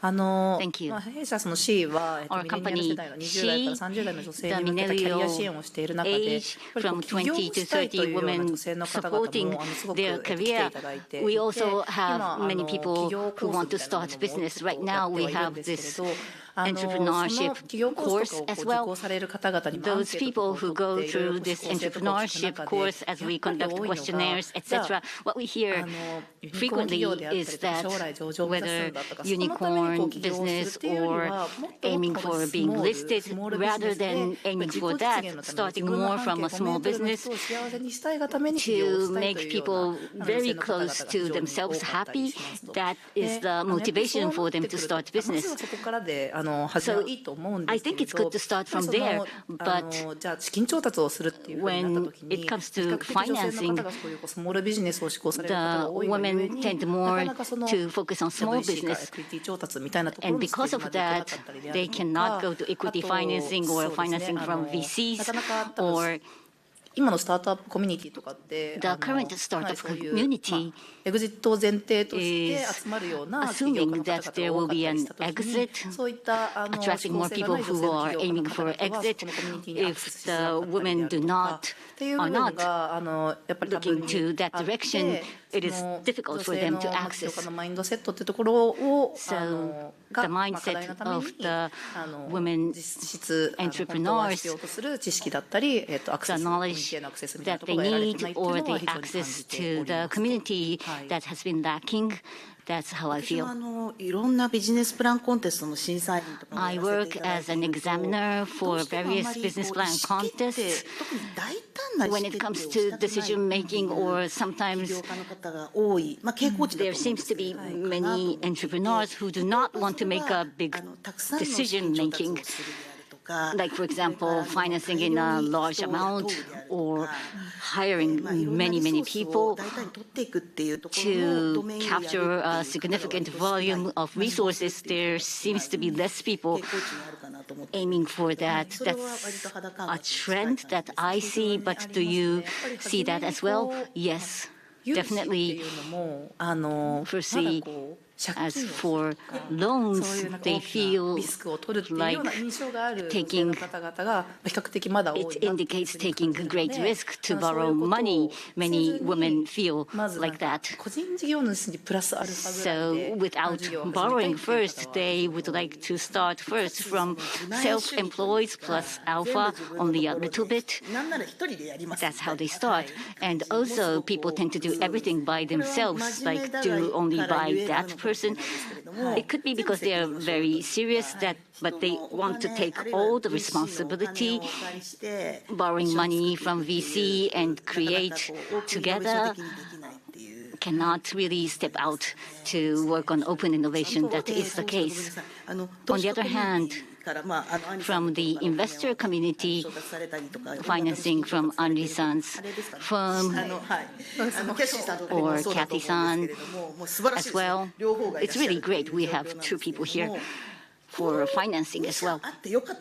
I think it's great that we have these two companies. Probably you've been facing many difficulties, so maybe the difficulty in financing, funding, or the unconscious bias that you feel on the investor side, if you have examples of that, can you talk about it? Yes, thank you. 正直私に関して言うともう初めからそのダイバーシティを重視されているVC の方しか入ってほしくないとすごく意思を持って投資を選んでいた部分があるので、そのお話をしに行く投資家さんの中で変になんていうんですかね、 Therefore, the investors that I go to 子 talk 供産ん with, でどうするんだとか、 like for そういう example, プライベ asking ート me な like, what are you going to do after giving birth to your child, ちょっとジェンダー etc. に関する質問とかをされたことは私自身の経験としては Myself, 正直 I なかった have りし not ま been す asked と。 any ただ questions ですね related to gender, やっぱり私の周りにも数々女性起業家 around の友人 me, たちがいる I 中 do で、 have friends who have started そういった質問をされた business こう事例っていうのは数々聞 and い have ておりますと。 heard で、 all of やっ their ぱり例えば experiences being そうです asked ね、さっきアンリさん questions もおっ like しゃって that. たんですけど、 Like, for 組織委 example, 員会の as 意思決定者みたいな Andy-san 方々がやっぱり had 男性な mentioned ので、 that な the かなかそ decision の maker 女 of 性 the 向けの investment 事業と committee 女性の tends 課 to 題を be 解 male. 決するサービスみたいなところへの理解っていうのは肌感 They 覚として持てない do という not こと have もあっ that much て、 understanding よ or くそう sense ですね、やっぱりフェムテッ in ク系 providing の事業をされ services. ている to solve the issues of women. My friend working on fintech services, she had difficulty in financing the domain that she wants to create, and the investor, it seems like she had difficulty in matching the two. That leads to the difficulty in financing. Maybe I should ask the investor side, but when it comes to femtech, product market fit from the user's perspective, sometimes that is not well understood, or that TAM is really small, that is often said. Frankly, we really don't know about it well enough.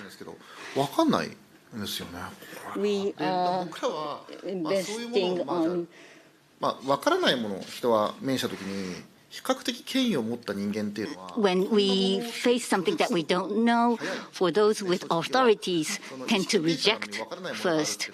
If there's something that the decision maker does not know, they would just reject it first. そういった傾向にあるんだろうなと思います。 I think there is a tendency like that. なんかどうなってるんですかね。 Like, for example, I would say, わからないと what is it? If it's really unknown, どういうふうに便利なんですかね。 then all we can do is to ask the female members what it is about.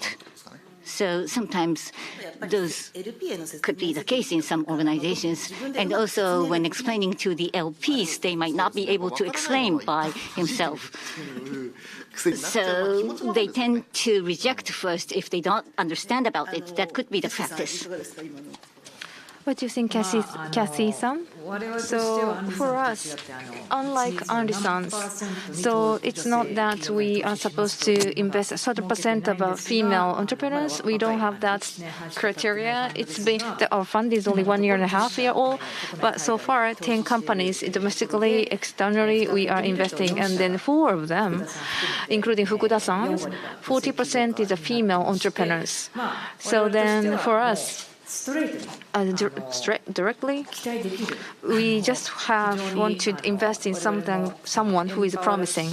So ESG focused fund is what we have, so that is suitable or matching the investors is whom we want to have a partnership. And then 4 of them are the female, just happen to be. Then so the things that only men use. Of course, sometimes we get that deal as well, but we are trying to be open-minded so that something that no one has ever thought of in terms of products and services, there are so many of them. So we'd like to have a fair, objective view in analyzing it and then make a decision on which to invest to. Thank you. Sugawara-san, I'd like to ask you for your opinion next. So as Fukuda-san said, so mindset of entrepreneurs. So for a long time, you have been working in the gender equal the centers. So in particular, what is happening in your area? Could you please explain that? Yes, thank you. So I'd like to talk about the female entrepreneurs issues in rural areas. One is that accessibility that is quite significant. Many resources are concentrated in Tokyo, so the diversified role models are quite scarce in rural areas, in particularly so if that is about women. And the second point is that rural area specific the uninclusiveness or exclusiveness, so to speak. So people say that women do not have to work so hard or so much, and sometimes it could be criticism. So earlier we talked about community reactivating co-operator squad. Some females said that they they want to go into the community or rural areas to reactivate the areas. But people there think that, oh, they're good candidates for new wives or something like that. And then so the entrepreneurs, female, and start up in business in the rural areas seems to be even more difficult. In Tokyo, there is a lot of network and information which can be accessible, but it's not that at all in rural areas. One of which issues has to be overcome, and somehow we need to make much effort. And the female, the motivation gets to be lower and lower in the rural areas.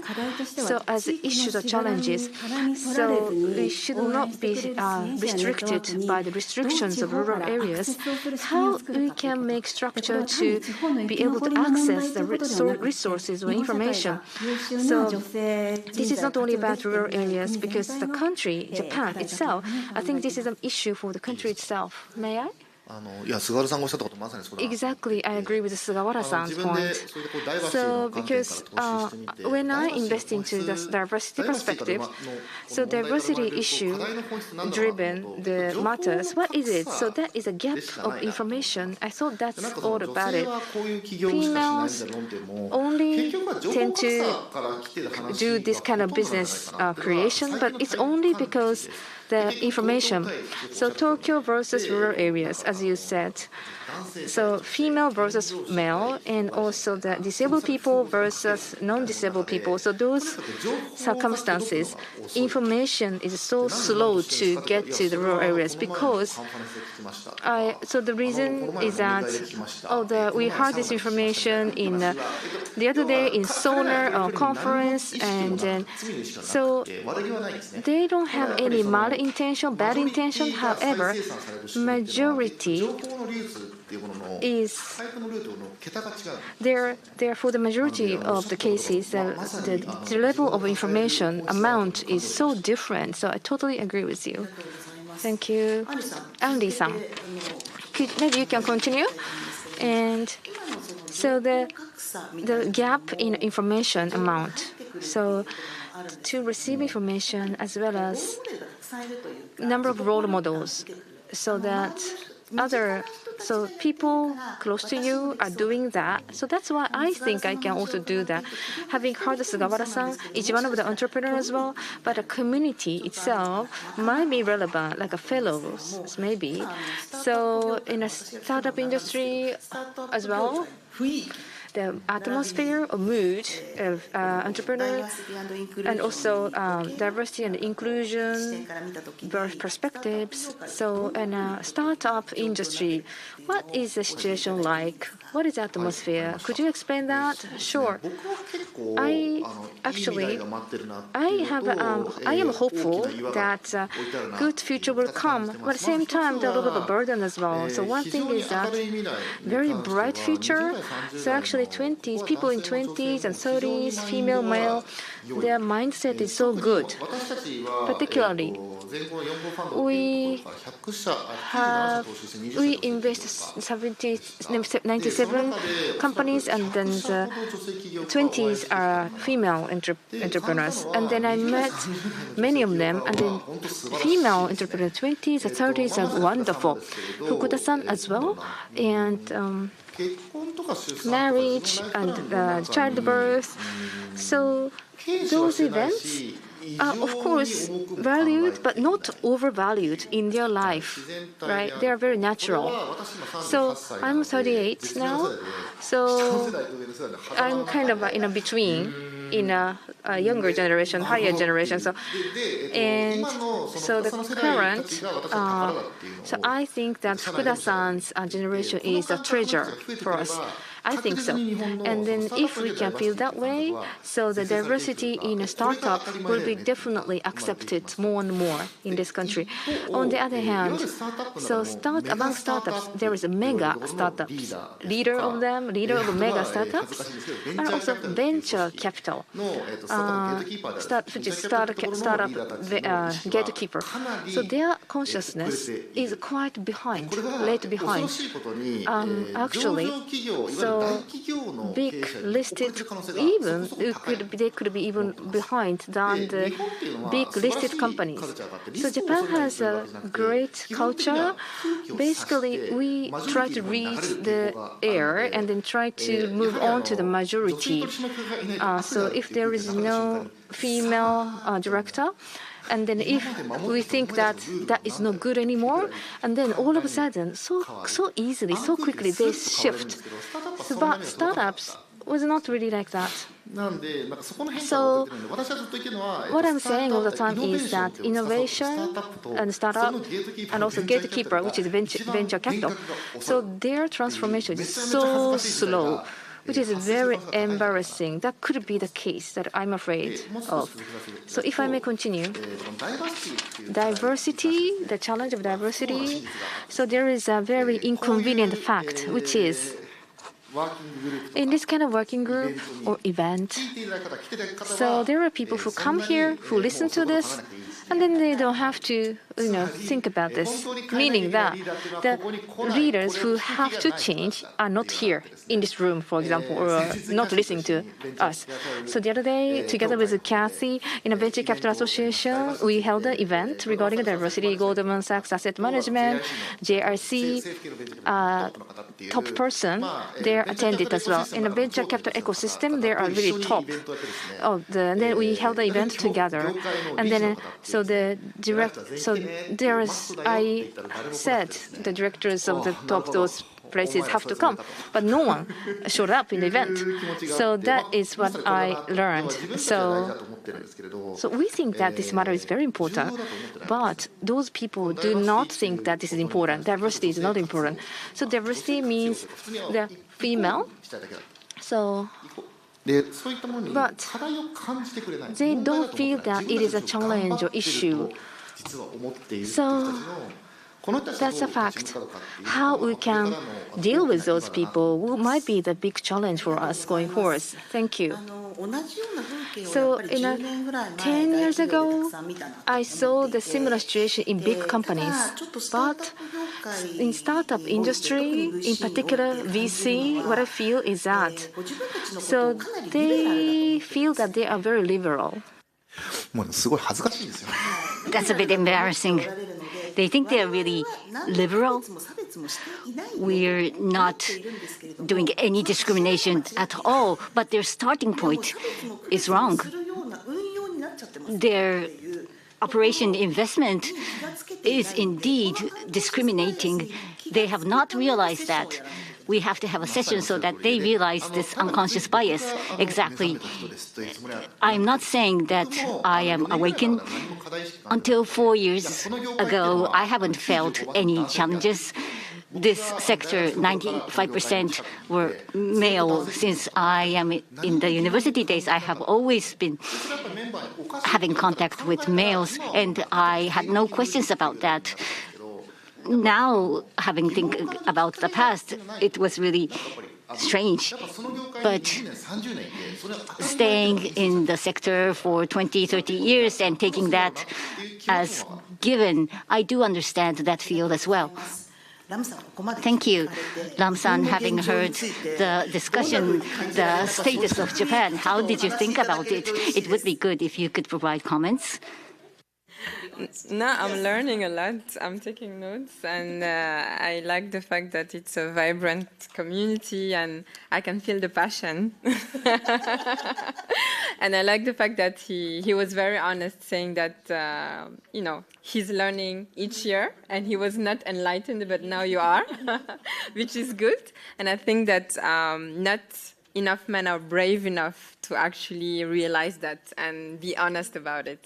And the fact that now your eyes are open, you need to be an ambassador, like the he for she, like a prime minister, and teach your other counterparts to do the same. So this is your duty. Thank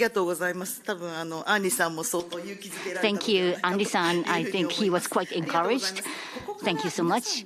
So from here, we want to go to solving the issues, challenges, if possible, even one step or two steps from your proposals to reach an impact.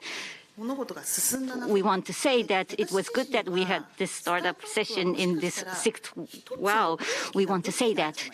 I believe that startup is a big leverage, could be a big leverage with more progress in diversity or for the new capitalism to evolve. I think this is going to be a great weapon, and also for the women to become more independent or balancing. It would be good if you could provide various ideas so that we can incorporate them into our proposal. Sorry, asking Lam-san once again, but having heard all the discussion in Mauritania, you had been working like this, or in countries in Africa, we have been doing like this. Is there any proposal that you should be doing it this way? Of course, it could be whether about Japan or about the countries in all over the world.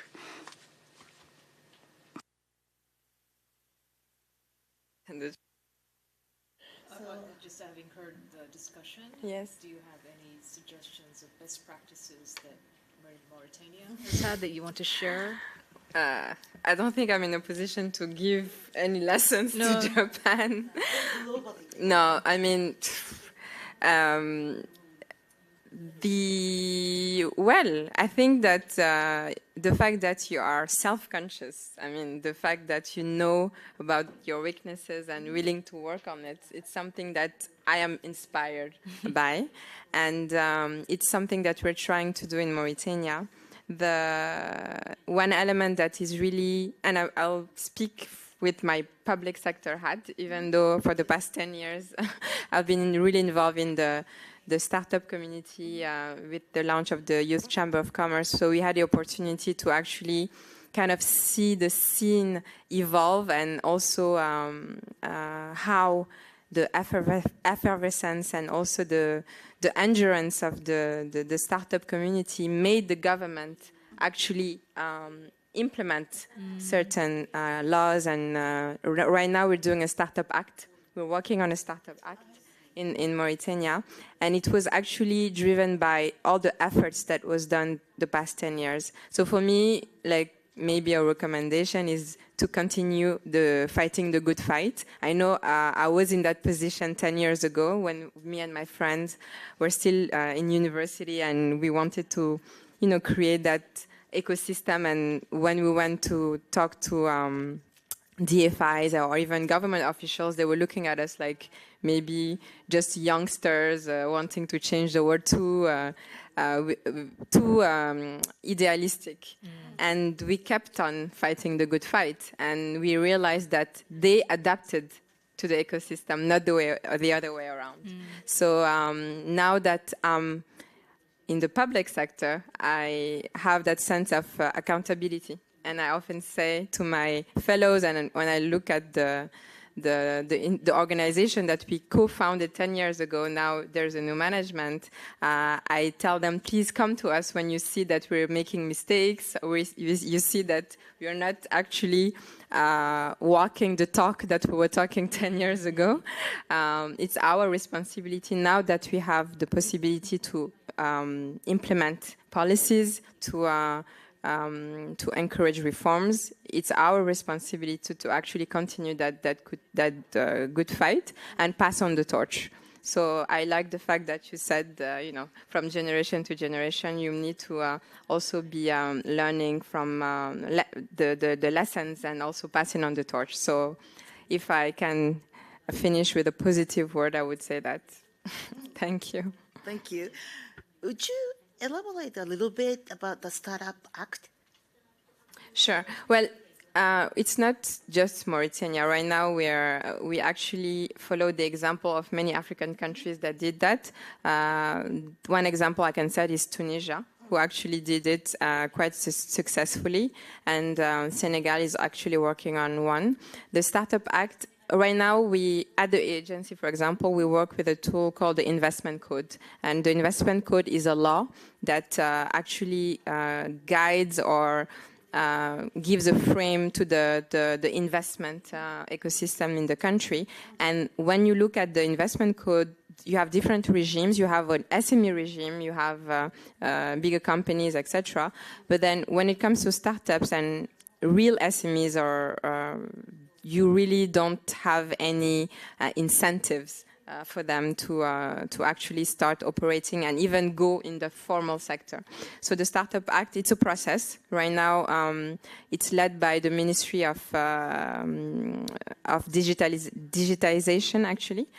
So it was a very participative and inclusive process with the civil society, the United Nations, and obviously the public sector.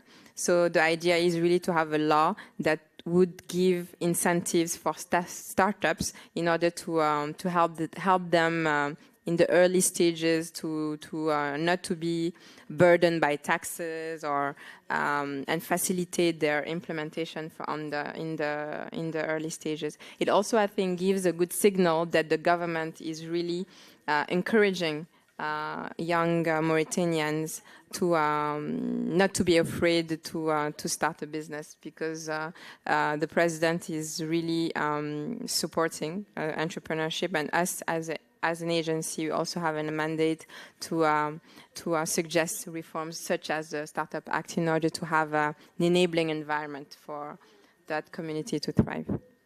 Thank you. とてもね、素晴らしい枠組みというか、 Thank you. I believe this is a great framework. I think that you need to fight in order to reach that framework. Kathy-san, if I may, Wendy-san, who was initially scheduled to come to this session, we have a message from her. Can you please explain about that? Yes, Wendy-san came with an interesting proposal. I will focus on one. She's from the Wi-Fi in UK. The current status of UK, like the current status of Japan, they had critical sense of crisis. And Ms. Rose, there was this Rose review, who was a member of the parliament, conducting study on that, why there are so less female entrepreneurs. That was the topic of the research, and the answer was that is, number one, the difficulty in funding, and number two, lack of infrastructure, not being able to take care of their family members, and the third is lack of access to network sponsors. And what was interesting is that in UK, this Rose View, this was not one report, but on a regular basis they conducted surveys repeatedly, and from there the policies or initiatives became a starting point. When I read this, what I thought was that in Japan we should have a Rose Review Japan version. I thought that could be a good idea. And also going back to Japan, so Yumiko Murakami is my partner who started up the fund. So together, so we conducted our own investigation or study, because so our venture capital, the investors, they get the money from other parties, and then we use the money to invest, right? And then fiduciary duty, we have that. So that's how we need to produce or generate good returns. So not only for the equality, but we have to generate returns. So that's how we get a question that. So to invest in case of investing in the female entrepreneurs, can we really get return? That is a question that we tend to receive. So we conducted a study 2020 to 2021. In this period, IPO companies, 231 companies. So then the female and male, we segregated and separated. And then, of course, male male entrepreneurs, the average financing the amount is 44% lower in female than male. Exactly same kind of gap overseas as well. But looking into the details, IPO up to IPO, cumulative financing amount per 1 yen at the average the market cap. So IPO, female startup 32% higher in terms of valuation at IPO in females, and also IPO investment that year as well, 20% up or higher for the women as well. So in the US, we got a similar results, meaning that. So what I want to say to you now is that, so it's not that, oh, we feel sorry for you, that's why we do it. It's not that for economic reason, that's why we do it. But we are lack of information like that. That's how we conduct this study. So then another recommendation is that us VC fund, so the people who pay to us, asset owners or financial institutions, those as well, so they are in an ESG era, so that is really important wave. So asset owners, so when they distribute money, to a certain extent, so diversity criteria should be in place. So when they distribute money, for example, in ESG investment as well, GPIF, which is a public pension fund, which is the largest really. So GPIF is since they said that they're going to invest in ESG, then all the asset management industries in Japan started to move. So that's how it was a trigger. We definitely have to have that. Like I understand the comment as well. Another point is in the government side, for example, so in the US, what happened to me is that the government bidding procurement, in a government procurement, so minority business owners, in this case, female business owners, to them, so they can be prioritized or preferred, so preferential treatment can be given to those minorities. So I understand, and Sugawara-san said the gap in information. So we also start up a small fund. So that's what I felt is that, so really, to whom we can ask for information. So the financing, law, tax, talents, all the kind of information. So entrepreneurs as well, males as well, of course. You know, you could say that, oh, I have this information in the earlier drinking parties. But if you cannot attend those occasions, so the information should be centralized for the entrepreneurs database, something like that. That kind of a network should be possible online basis. So centralized information for entrepreneurship, like platform, hopefully should be in place. Thank you so much. You know, what you mentioned, like information, actually 2004,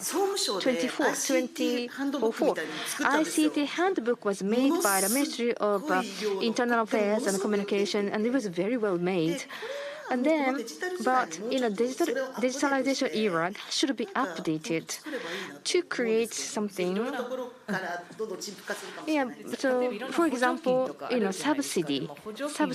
But every year, subsidy changes. You never know where, on whom you could ask for, so particularly if you are in rural areas. Sugawara-san, what do you think? Something, it could be linked to the recommendation or proposal that we could form later. Thank you. So yeah, so you know, the foundation of a business and startup, the characteristics is that information is coming through networks. Unless you are in community or network, you will not be able to get information. So that's how the minority people will be excluded from information. So the centralized open database definitely will help strongly in the rural areas.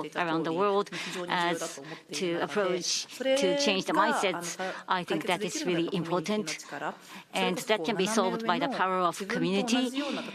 The persons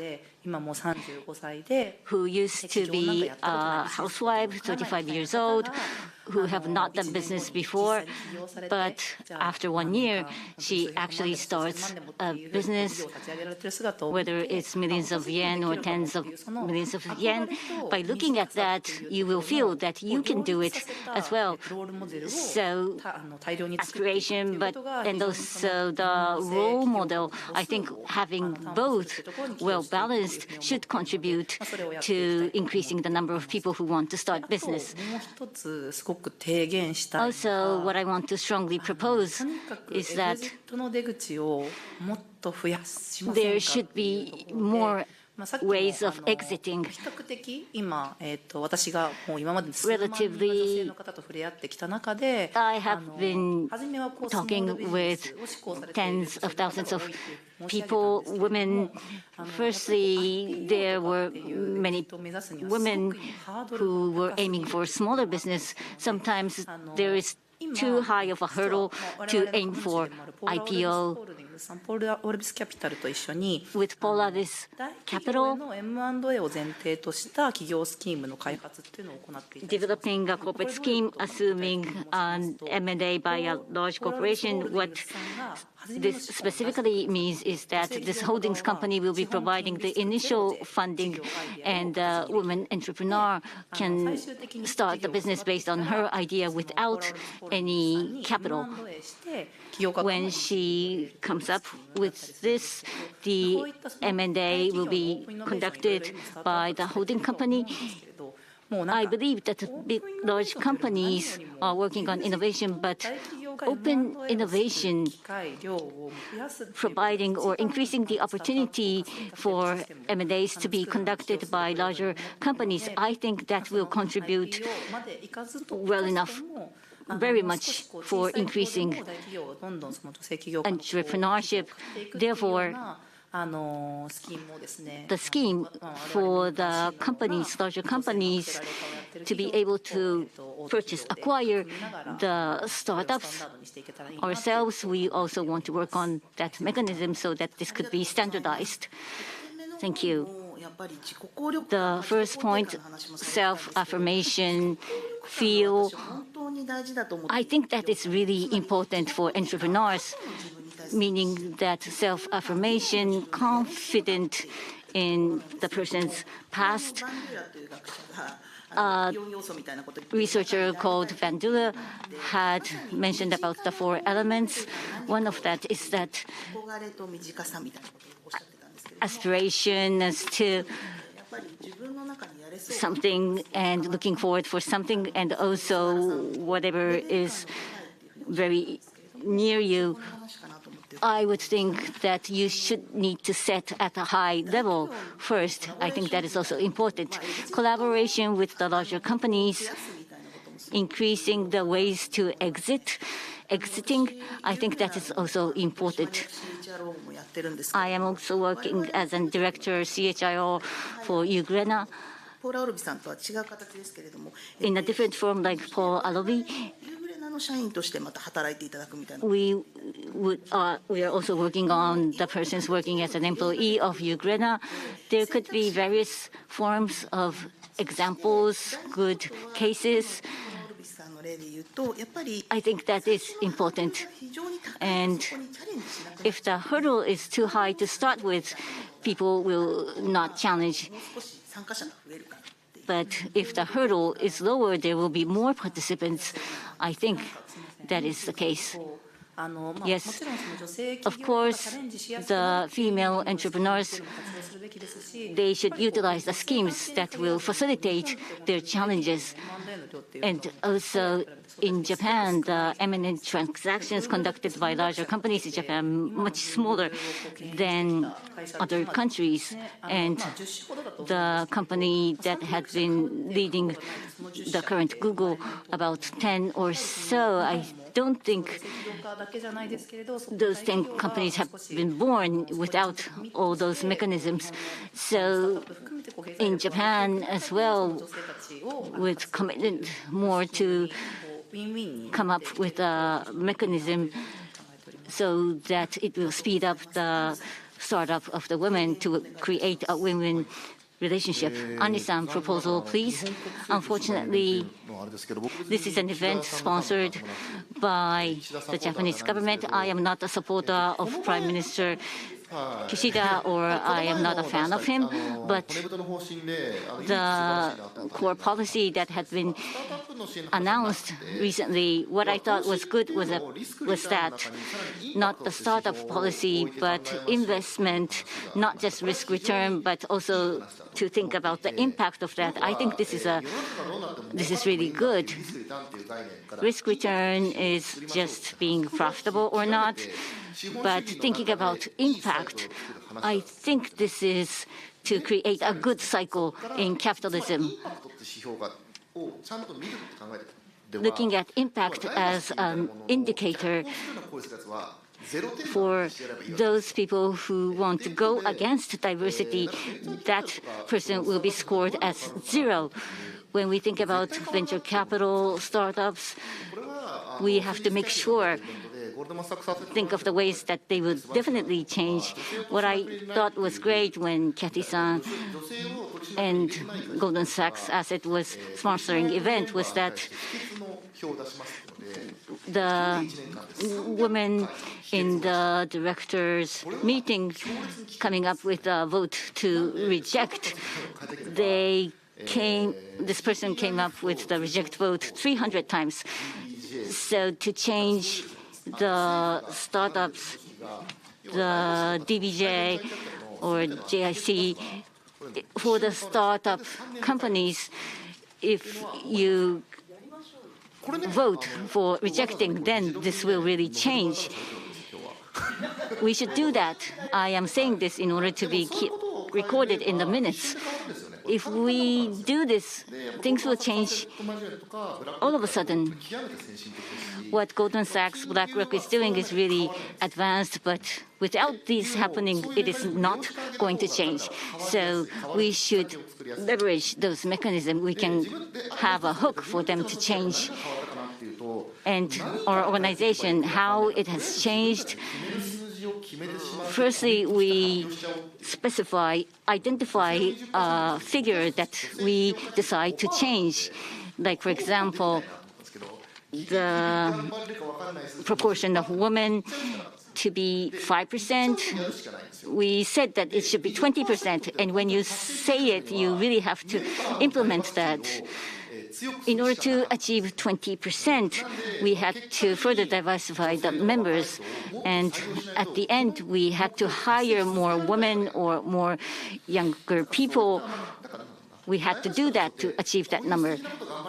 So for diversity, when we say that this is something great, for me to say that does not have too much meaning.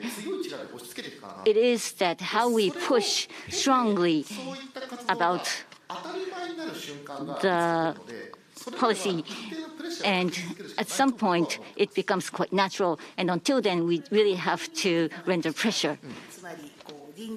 This is related close to quota theory. It's a temporary transition theory, I believe. Kathy-san, if you have any comments.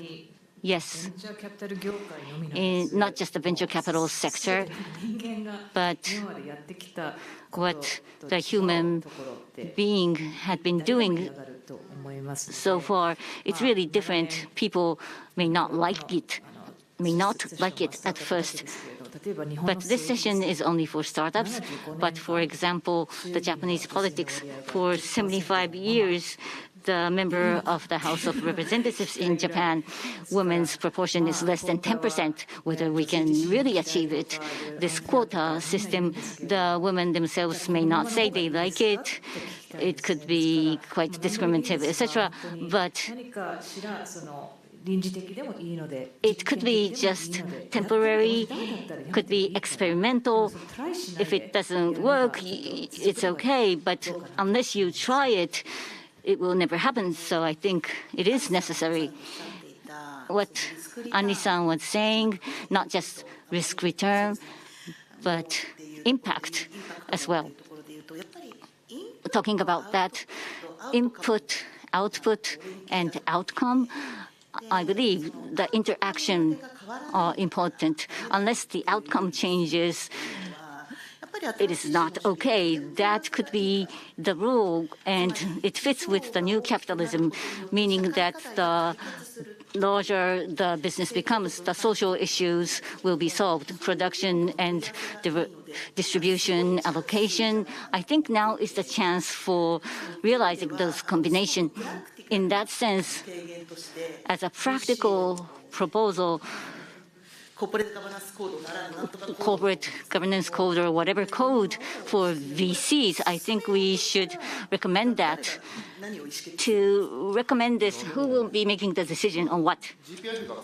So GPIF in the past, they promoted ESG. So the SMEs, the organization, GBD, DBJ, or those decision makers should make decisions.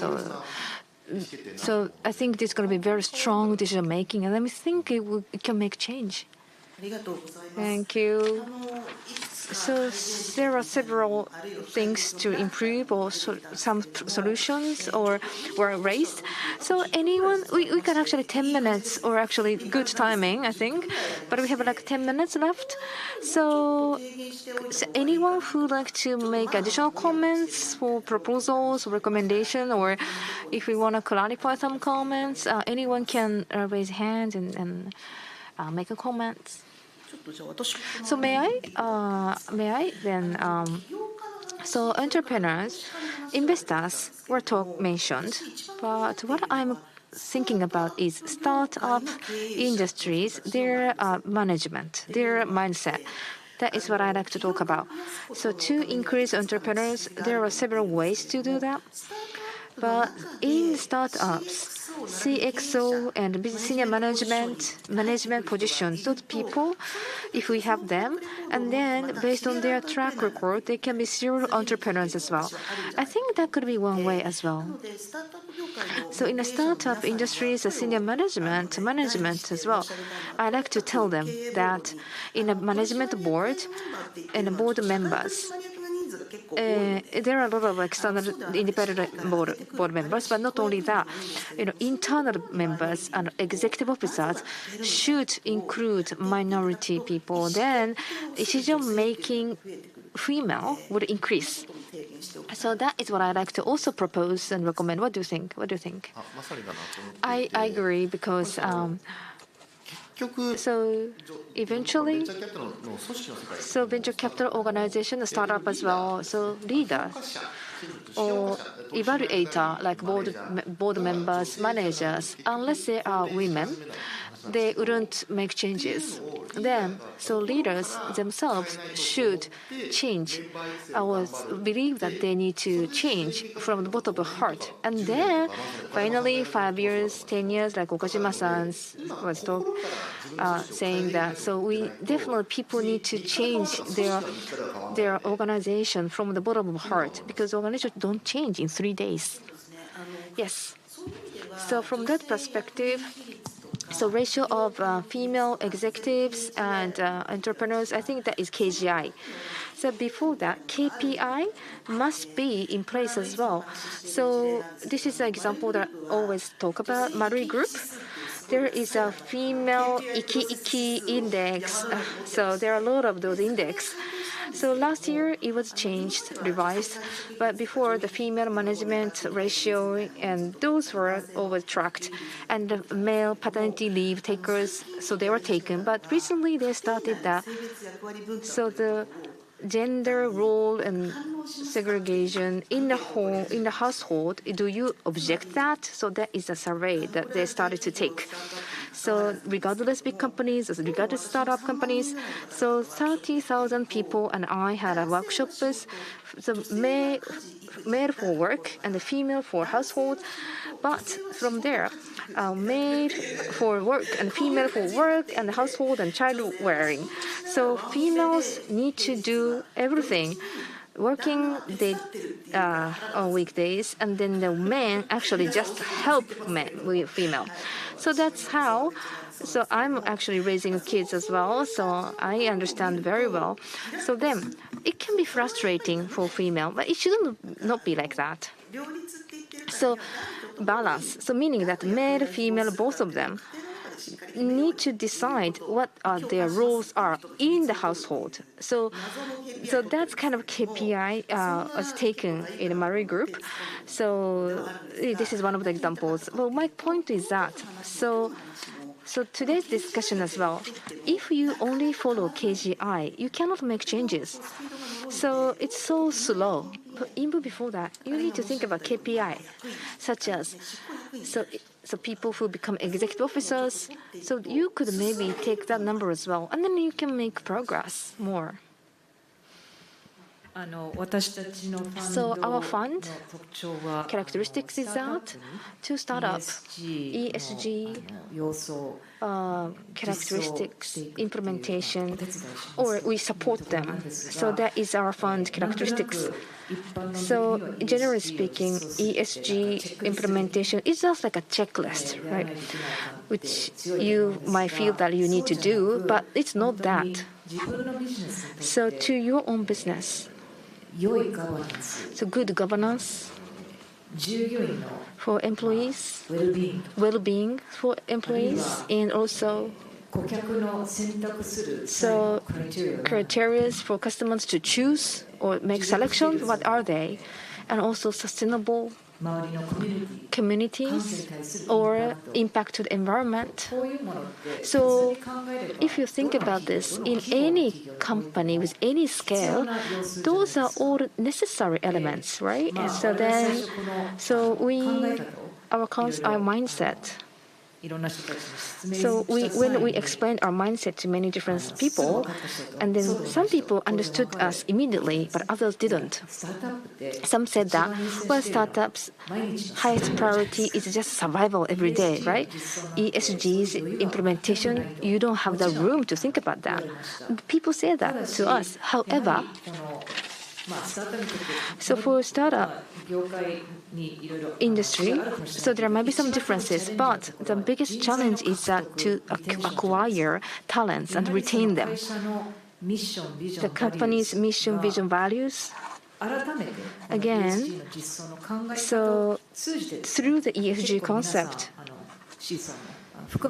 so they are starting to rethink about them, mission, vision, values. So with that, more scalable or the higher growth can be potentially achieved.